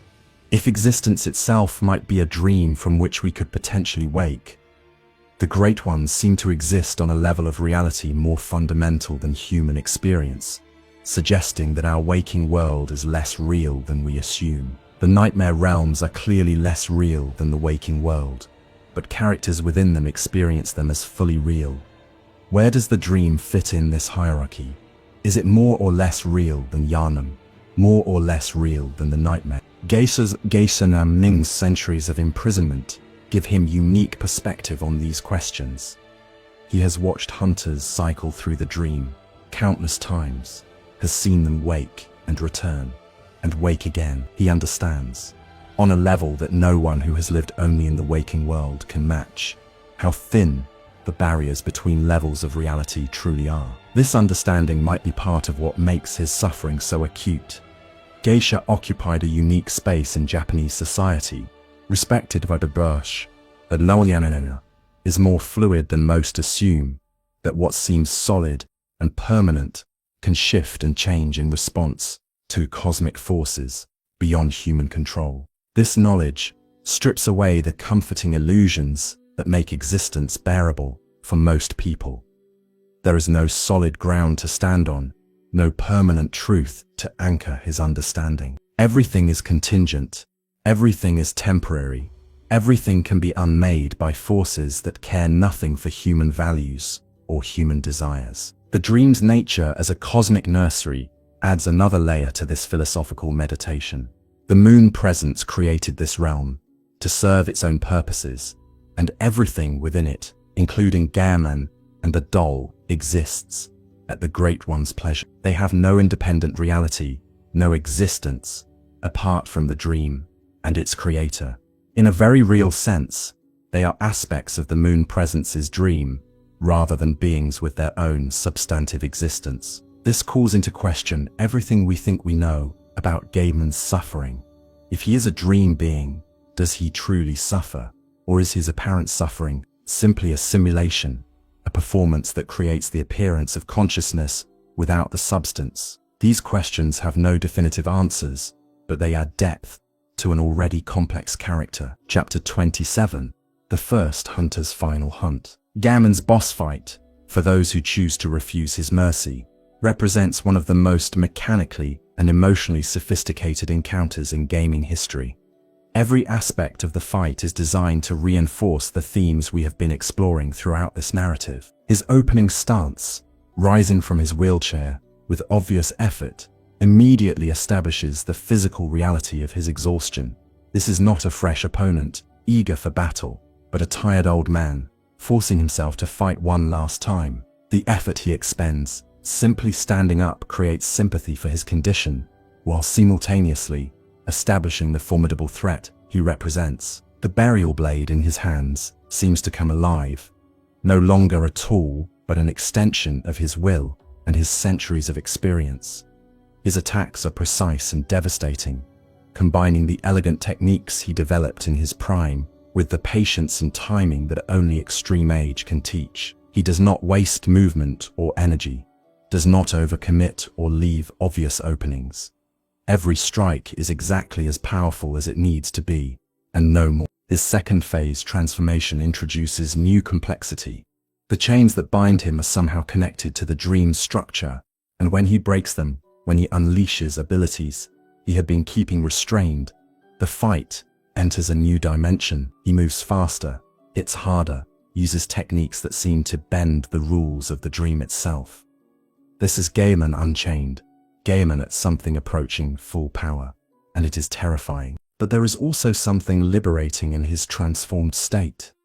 The restraint that has characterized his behavior throughout the game is gone, replaced by a fierce joy in combat that seems out of place, given everything we know about his suffering. Perhaps, in this final fight, Gehrman is remembering what it felt like to be the first hunter, to face impossible odds and overcome them through skill and determination. Perhaps death in combat is the best death he can imagine, and he is savoring every moment of his final hunt. The fight's difficulty is calibrated to make victory feel earned without being cheap. Gaiman is challenging but fair, his patterns learnable, his attacks avoidable with proper timing and positioning. Players who have mastered Bloodborne systems will find him a worthy test of their abilities. Players who have relied on over-leveling or cheese strategies will be forced to engage with the game's mechanics properly. This difficulty serves a narrative purpose. We should not be able to kill Gaiman easily. His death should cost us something, should require us to bring everything we have learned to bear against the man who made the hunt possible. Chapter 28. After Gaiman. The immediate aftermath of Gaiman's death depends on choices the player has made throughout the game. If they have consumed the umbilical cords necessary for insight, the moon presence will appear, and they will have the opportunity to fight it and potentially become a great one themselves. If they have not, the moon presence will claim them, as it claimed Gaiman, and they will take his place in the dream's endless cycle. This latter outcome is particularly poignant in light of everything we've discussed. The player character, who fought so hard against the nightmares of Gehrman, who defeated Gaiman himself in their pursuit of meaning and purpose, ends up in exactly the same position Gaiman occupied. They will guide hunters, will watch most of them fail, will gradually lose hope as the centuries stretch endlessly forward. The cycle continues, the prison remains occupied, and nothing fundamentally changes. But even the more triumphant ending, where the player defeats the moon presence and becomes a great one, carries ambiguous implications. Yes, they have broken free of the cycle that trapped Gehrman. Yes, they have achieved a form of transcendence that elevates them beyond human limitations. But what have they become, and what will they do with their cosmic power? The doll's reaction to the transformed player character offers some guidance. She cradles the infant Great One gently, speaks to it with the same nurturing kindness she showed to human hunters. This suggests continuity of relationship, despite the radical transformation that has occurred. The player, even as a Great One, still has connections to mortal existence through the doll's care. But the doll cannot fill all the roles that the player once filled. She cannot hunt beasts, cannot guide other hunters, cannot maintain the structures that Gaiman built over centuries of effort. With both Gaiman and the player transformed beyond human function, who will carry on the work of the hunt? Who will protect whatever remains of Gehrman from the forces that threaten to consume it? The game offers no answer to these questions, and that silence is itself significant. Bloodborne is not interested in neat resolutions or hopeful messages about the future. It acknowledges that some problems cannot be solved, that some cycles cannot be broken, that some suffering will continue regardless of what heroes do or sacrifice. This is not nihilism, but realism, an unflinching recognition that reality does not conform to narrative conventions of triumph and resolution. Chapter 29. Gaiman's place in gaming history. Gaiman occupies a unique position in the pantheon of video game characters. He is a mentor figure whose mentorship serves cosmic purposes. He may not fully understand. He is a boss whose defeat is a mercy rather than a conquest. He is a prisoner whose prison is a gift. Every aspect of his characterization subverts or complicates standard gaming tropes. The mentor figure in games typically exists to provide information and then either die heroically or step aside to let the protagonist take center stage. Gehrman does neither. He provides information, yes, but his information is incomplete and possibly misleading. He dies, but his death comes at the player's hands and serves his interests rather than theirs. He never truly steps aside because his imprisonment prevents him from taking any active role in events anyway. The boss figure in games typically represents an obstacle to be overcome, an enemy whose defeat marks progress toward the player's goals. Gaiman is an obstacle, but only because he positions himself as one. He could let the player simply leave the dream if they accepted his mercy. The fight happens because the player refuses to accept easy release, demands confrontation, chooses violence over peaceful resolution. This inverts the standard boss dynamic, making the player the aggressor and the boss the one offering peaceful alternatives. The prisoner figure in games typically evokes sympathy and motivates rescue efforts. Gaiman evokes sympathy, certainly, but rescue is not possible in any conventional sense. The player cannot storm a castle to free him, cannot defeat a tyrant holding him captive, cannot use any of the standard gaming methods for releasing prisoners.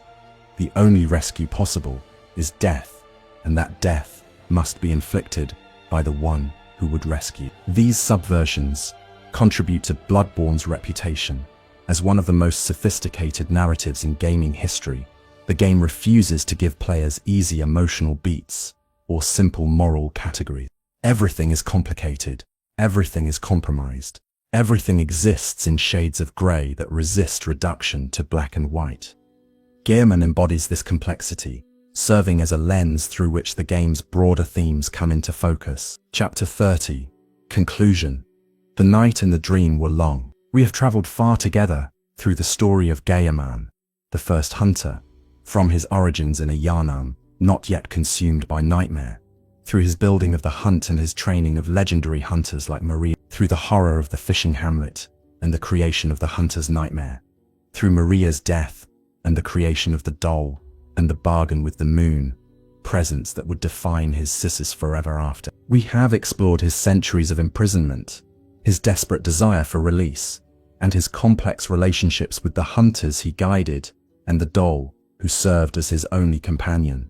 We have analyzed his philosophy, his weapons, his influence on Yharnam's history, and the broader world of Bloodborne, and we have come at last to his end, to the choice that every player must make when confronting the first hunter in his own dream: to grant mercy or refuse it, to fight or to flee, to give Gaiman the death he so desperately seeks, or to leave him to continue his eternal vigil.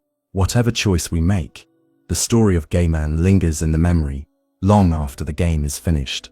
His tragedy speaks to something universal in human experience: the desire for connection and the pain of its loss, the burden of duty and the yearning for release, the question of what makes existence worthwhile and whether death might sometimes be preferable to continued suffering. As you drift off to sleep, let Gaiman's story carry you into dreams of your own. Dreams hopefully more peaceful than those that haunt the streets of Yharnam.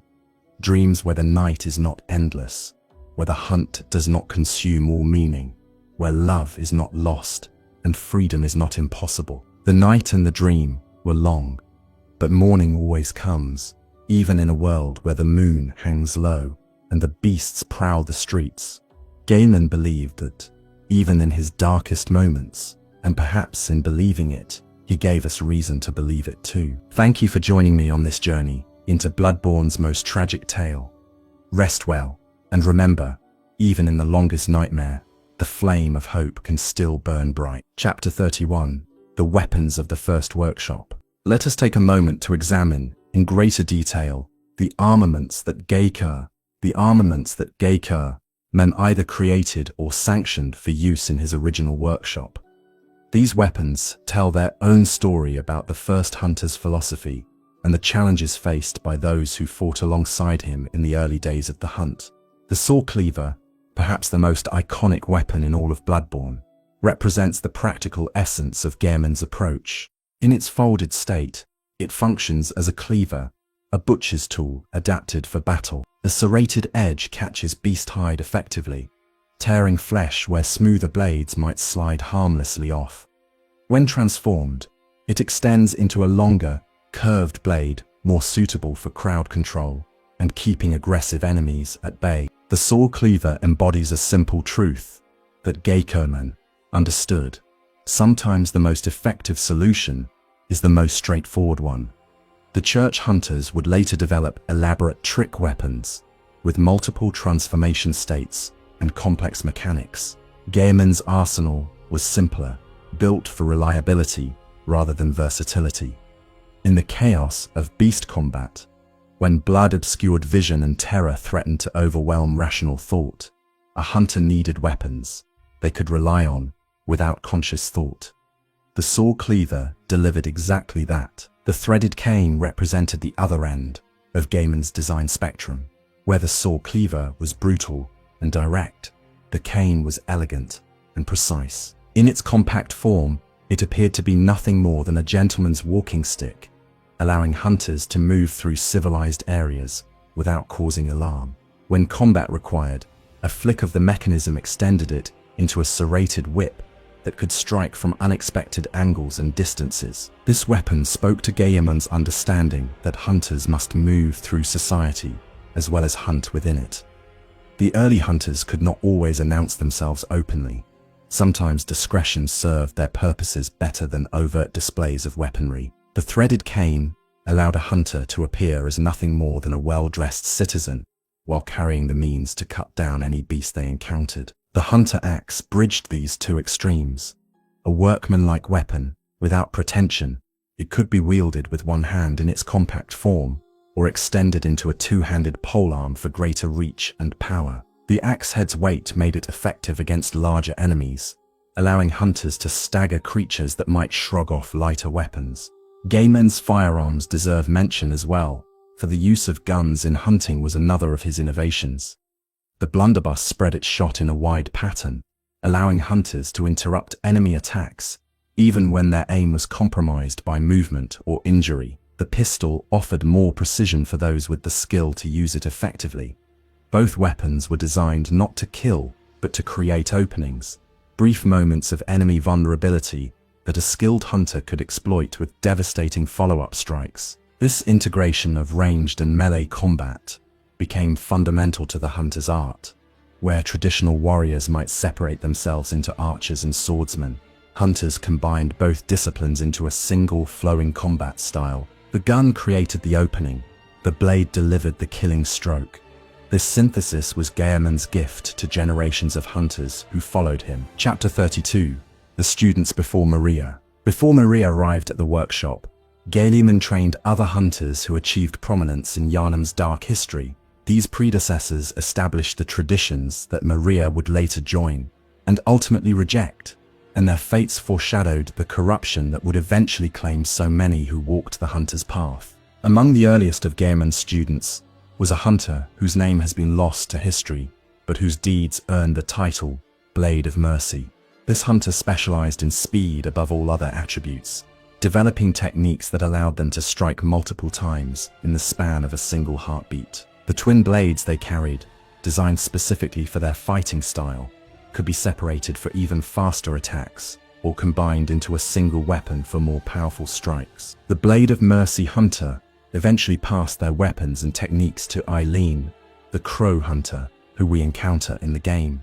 This lineage connects directly back to Gaiman's original workshop, demonstrating how his influence persisted across generations, even after his imprisonment in the dream. Another early student focused on exploration rather than combat, becoming one of the first tomb prospectors to venture into the Pthumerian labyrinths beneath Gehrman. This hunter's discoveries provided crucial intelligence about the depths, mapping passages that later expeditions would follow, and identifying threats that future explorers needed to prepare for.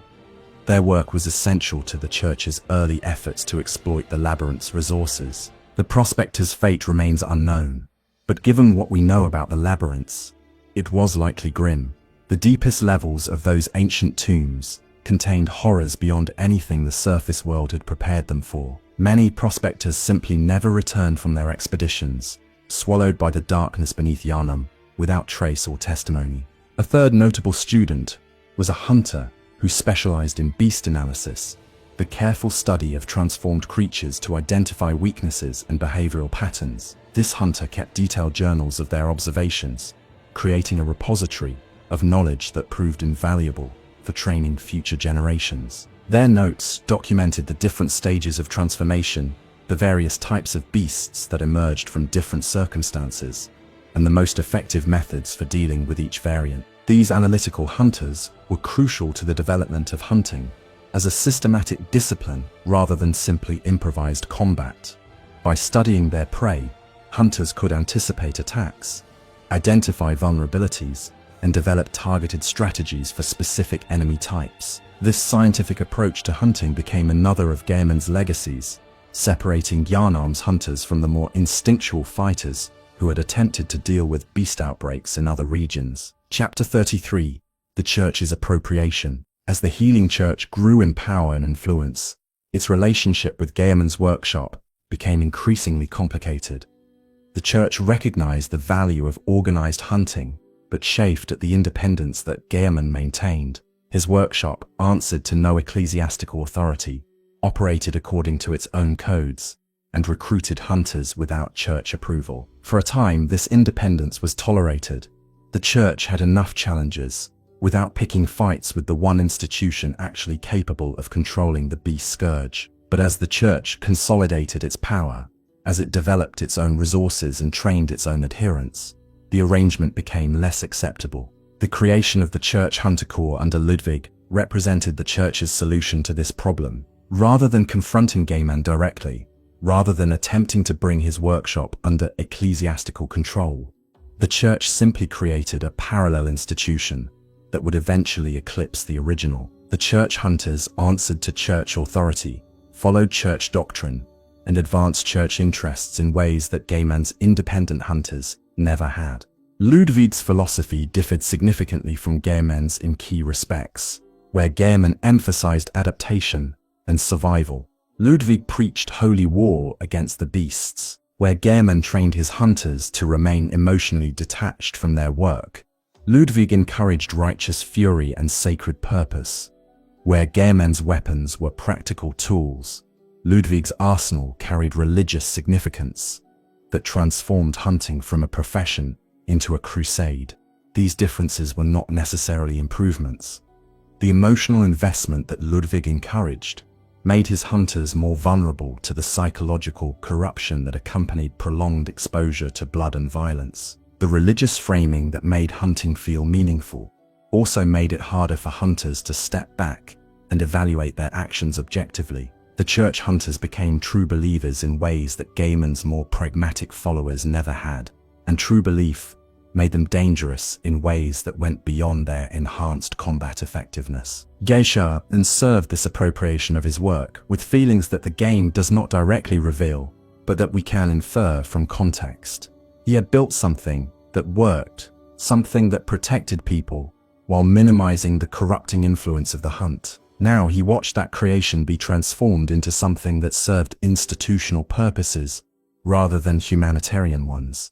The Church hunters would eventually commit horrors that Gaiman's workshop never would have sanctioned, and their actions would be justified by the same religious authority that had claimed them. Chapter 34: The Psychology of the Dream. The hunter's dream creates psychological conditions that serve the moon presence's purposes, while simultaneously torturing those trapped within it. Understanding these conditions helps us appreciate the full scope of Gaiman's suffering. The dream is designed to feel safe. Its pastoral landscape, gentle lighting, and quiet atmosphere contrast sharply with the horrors of Yharnam. Hunters who enter the dream after dying in the waking world experience relief, a sense of having escaped from nightmare into sanctuary. This emotional response is conditioned through repetition. Over time, hunters learn to associate the dream with safety and the waking world with threat. This conditioning serves the moon presence's purposes by creating psychological dependency. Hunters become attached to the dream, reluctant to leave its safety even when duty calls them back to Yharnam. They begin to see the dream as home and the waking world as a temporary trial to be endured before returning to comfort. This attachment binds them more tightly to the moon presence's realm, making them easier to manipulate and control. For Gaiman, this safety conditioning has become a cruel irony. The dream that feels safe to temporary visitors is his prison. The peace that refreshes hunters who stay briefly has become his torment through its unchanging permanence. Every element designed to comfort visitors serves to remind Gaiman of what he has lost: the ability to feel truly at peace, the experience of genuine rest, the relief of temporary rather than eternal residence. The dream's timelessness compounds this psychological torture. Human minds evolved to function within temporal frameworks, using the passage of time to organize experience and give meaning to events. Without time structure, without the rhythm of days and seasons, the mind loses crucial anchoring points for memory and identity. Gehrman has experienced this loss more profoundly than any other human consciousness. His memories have blurred together, his sense of self has frayed at the edges, and his ability to engage with the present has deteriorated through sheer temporal exhaustion. He is not simply old, but temporally displaced, a consciousness designed for mortal time spans, struggling to exist across cosmic durations.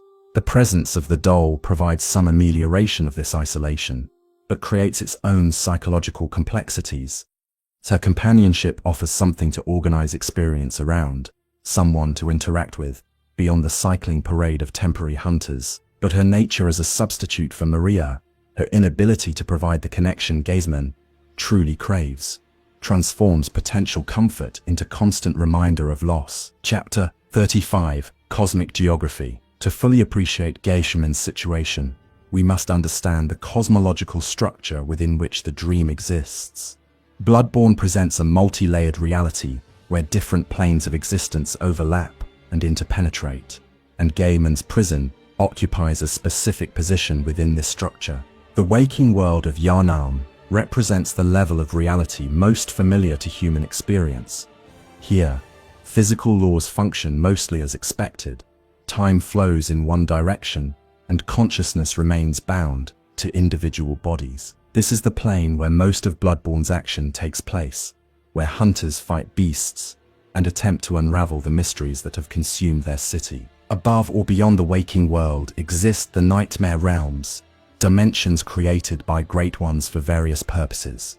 The nightmare of Mensis, the hunter's nightmare, the nightmare frontier.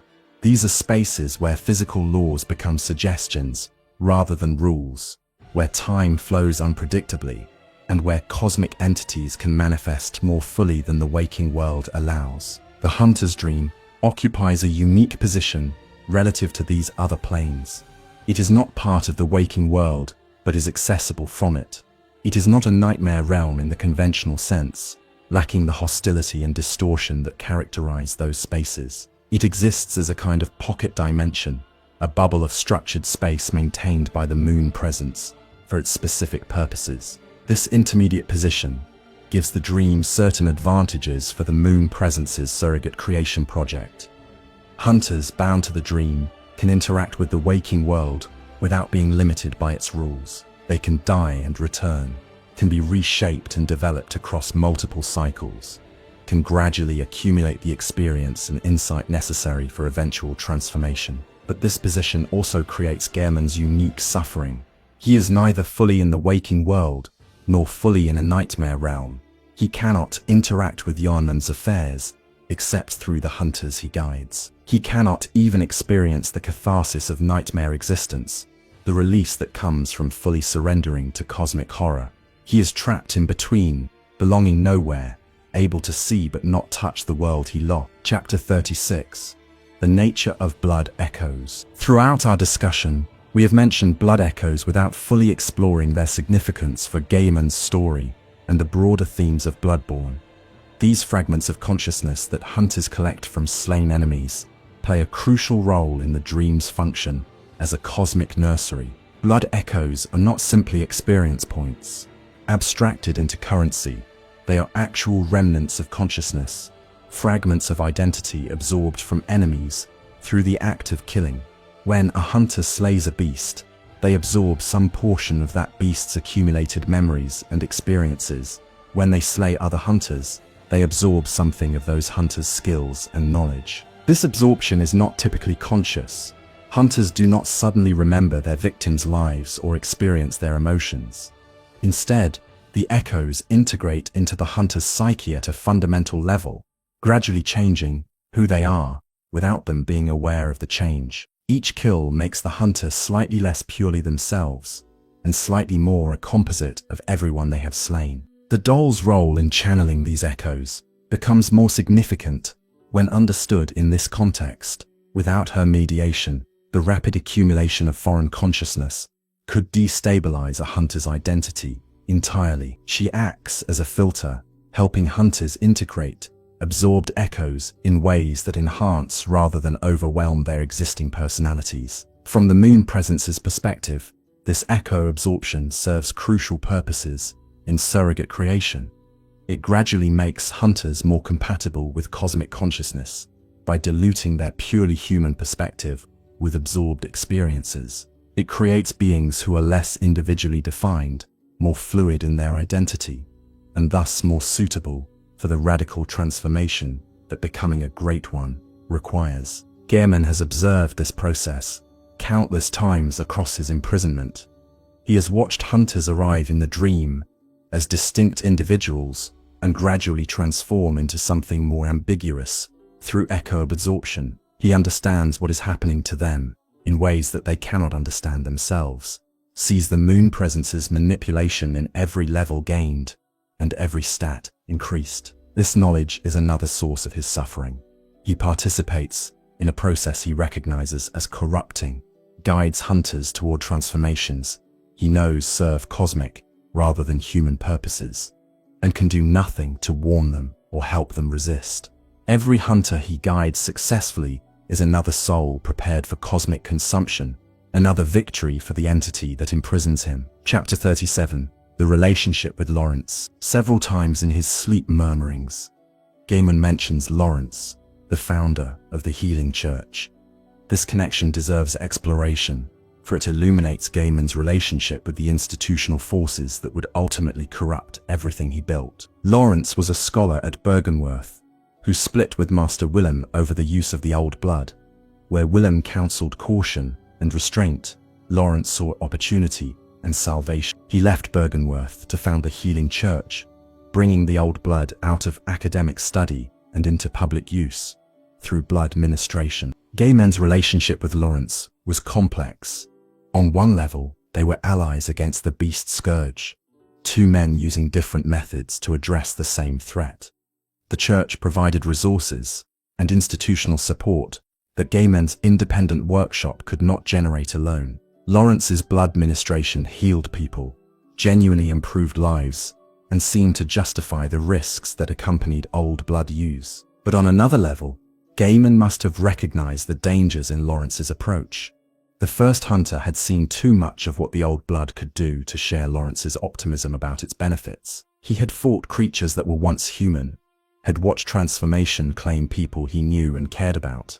The church's enthusiastic promotion of blood ministration seemed, from his perspective, to be accelerating the very crisis he was fighting to contain. The sleep murmur that mentions Lawrence seems to express frustration with his absence.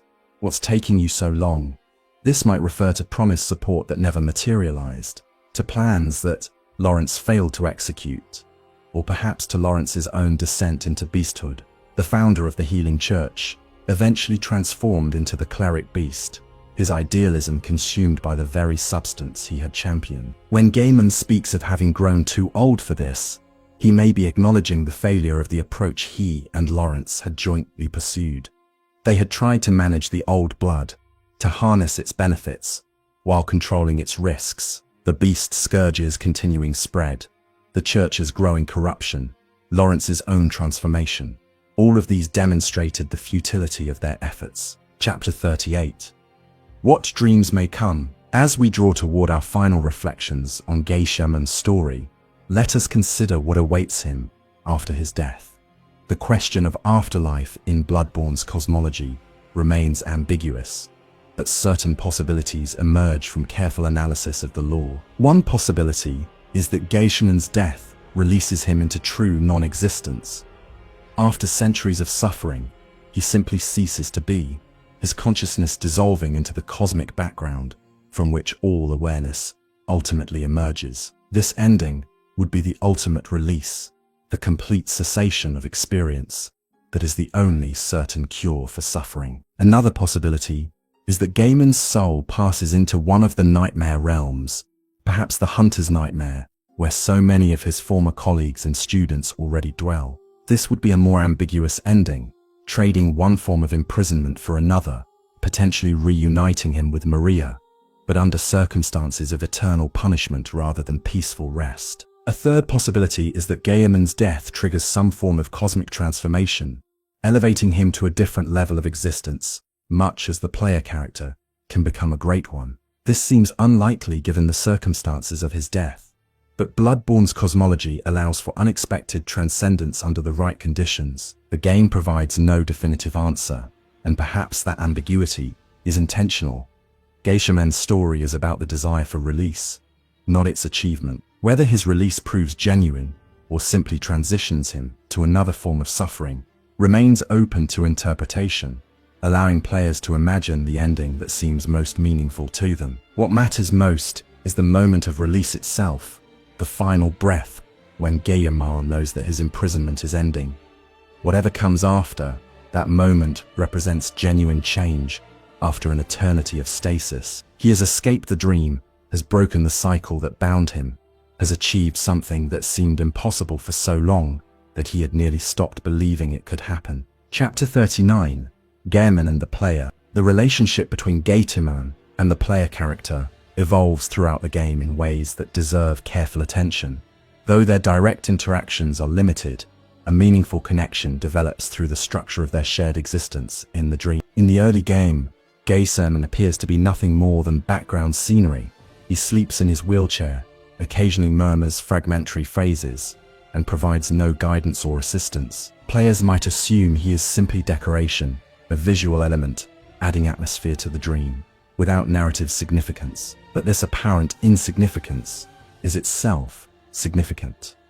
Gehrman's withdrawal from active engagement reflects his despair about the futility of his situation. He has guided countless hunters before, has invested hope in their success, and watched them fail or be transformed. Another new hunter barely registers in his exhausted consciousness, just another face in an endless parade of doomed efforts. As the player progresses, as they prove themselves through victories that distinguish them from average hunters, Gaiman begins to take notice. His attention becomes more focused, his occasional comments more relevant to the player's circumstances. He recognizes that this hunter might be different, might actually achieve something meaningful, rather than simply cycling through the dream's system until they fail or become lost. This growing recognition creates emotional stakes for the final confrontation. By the time Gaiman rises to fight, players have developed some sense of who he is and what he wants. They understand, at least partially, the centuries of suffering that have led to this moment. The fight becomes not just a gameplay challenge, but an emotional reckoning with a character whose tragedy has been gradually revealed throughout the entire game. The player's victory, if they achieve it, grants Gehrman something he could never grant himself: release. This positions the player as a figure of agency in a cosmos where agency is rare and precious. They have changed something that seemed unchangeable, have ended something that seemed eternal. Whatever follows in the game's remaining content, this achievement gives the player's journey meaning that transcends mere progress toward credits. Chapter 40, Final Thoughts and Farewells. We have come at last to the end of our journey through Gaiman's story. Across these hours together, we have explored the life, the losses, and the legacy of the first hunter, examining his tragedy from multiple angles and considering its implications for the broader world of Bloodborne. What emerges from this exploration is a portrait of a man whose virtues became his vulnerabilities. Gehrman's dedication to the hunt made him invaluable, but also made him unable to walk away when the hunt was corrupted. His love for Maria drove him to create the doll, but the doll could never fill the void that Maria's death left behind. His skill as a warrior kept him alive through dangers that killed lesser hunters, but that same longevity became a curse when imprisonment transformed survival into suffering. Perhaps most poignantly, Gehrman's hope never entirely died. Despite everything, despite centuries of watching his efforts fail and his world decay, he continued to guide hunters, continued to offer what help he could, continued to believe that somehow, someday, someone might finally break the cycles that trapped both humanity and the Great Ones in their respective prisons. The player who defeats the Moon Presence and becomes a Great One might represent the fulfillment of this hope, a new cosmic entity born from human experience but transcending human limitations, might approach the problems of existence differently than the Great Ones who created the current system. They might find ways to ease the suffering of both mortals and cosmic beings, might establish new patterns that replace the cycles of loss and corruption that have defined Bloodborne's world. Or perhaps not. Perhaps the player become Great One will eventually develop the same desperate yearning for surrogate children that drives all Great Ones. Perhaps they will create their own nursery systems, their own cosmic prisons, their own Gaimans, to guide their own hunters toward their own purposes. The cycle might continue, merely with a new participant added to its eternal wheel. Either way, Gaiman's story has ended. After all his suffering, all his service, all his centuries of waiting for a release that seemed impossible, he is finally free. The night and the dream were long, but they are over now.